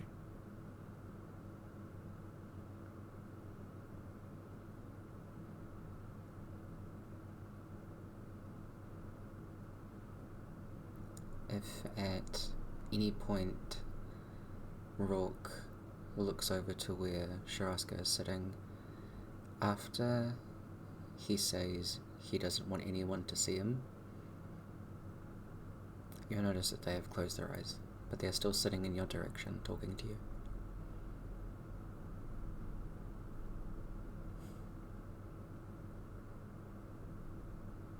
And sitting very poisedly, just talking very softly, never once moving their lips.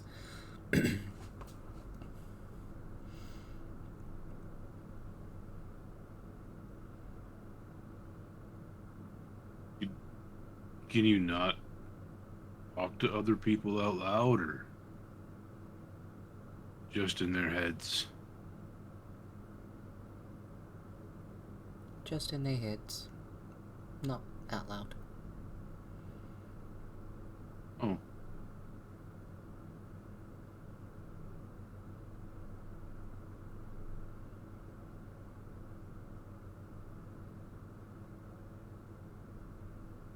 You can open your eyes if you want.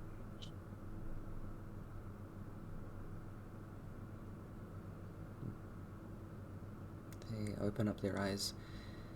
You see they have a purple and a yellow one. They just smile at you.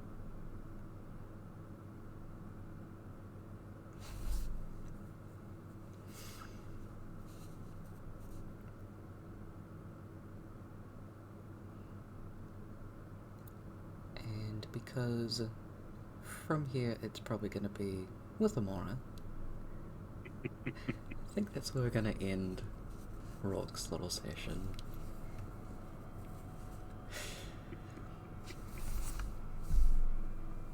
Whee! Yeah! I had to. Also, Vistana actually had an ability that did something, so when I was scrolling looking for things, I saw it and was like, oh! Yeah, he could totally get to 25 strength by then. Yep. Mm-hmm. was at 23 going into the fight against Bobenvo. Yeah. It's like not a lot of the... I think a lot of the casters would have decided to not go against other people, mostly because they would end up accidentally killing them. So it was a lot of melee people, so I was like, it makes sense. They'd want to just keep going. But also the answer being a dick. Had to add some goofs in there. But good shit. Emotions. Huh. See where it goes. Oh, my poor little baby boy. The sun will come out tomorrow. It will come up for him at some point. I don't want him to be absolutely fucking destroyed all the time. It's just recently. No. Yeah, you gotta go through the dark to get back to the light. Yeah. But also, Grandma. Shush, I know I have D&D. Love it. Gonna get some Rhourke backstory stuff soon. Or secret stuff. There we go. Right. I'm excited. But thank you for that. It was good and fun. I Absolutely. hope you have a great rest of your night, sir. Yeah. Cool. To do some planning for my game tomorrow. Woo! I'm so excited. I had like 2 to 4 directions I could kind of go with this arc, and I settled on one, and I really... Yes. I can't wait. I'm so gonna get payback. Like, sorry, I don't know how to word that, but I pain. Thank you. Yes. Rhourke is so great. I love it. I love doing roleplay with you as well. It's so fucking fantastic. You guys make it easy. You make it easy. God dang. But good shit. Okay, I will let you go.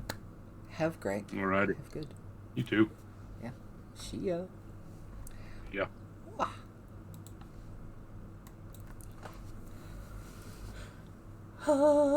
Preach.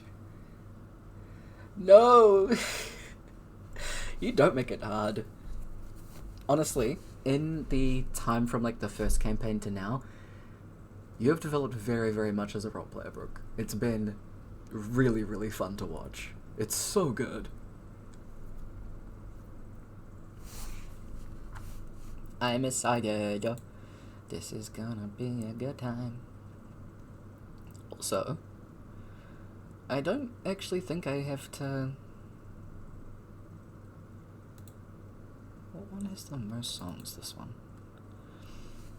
I think I can actually just leave stream going, if I'm honest.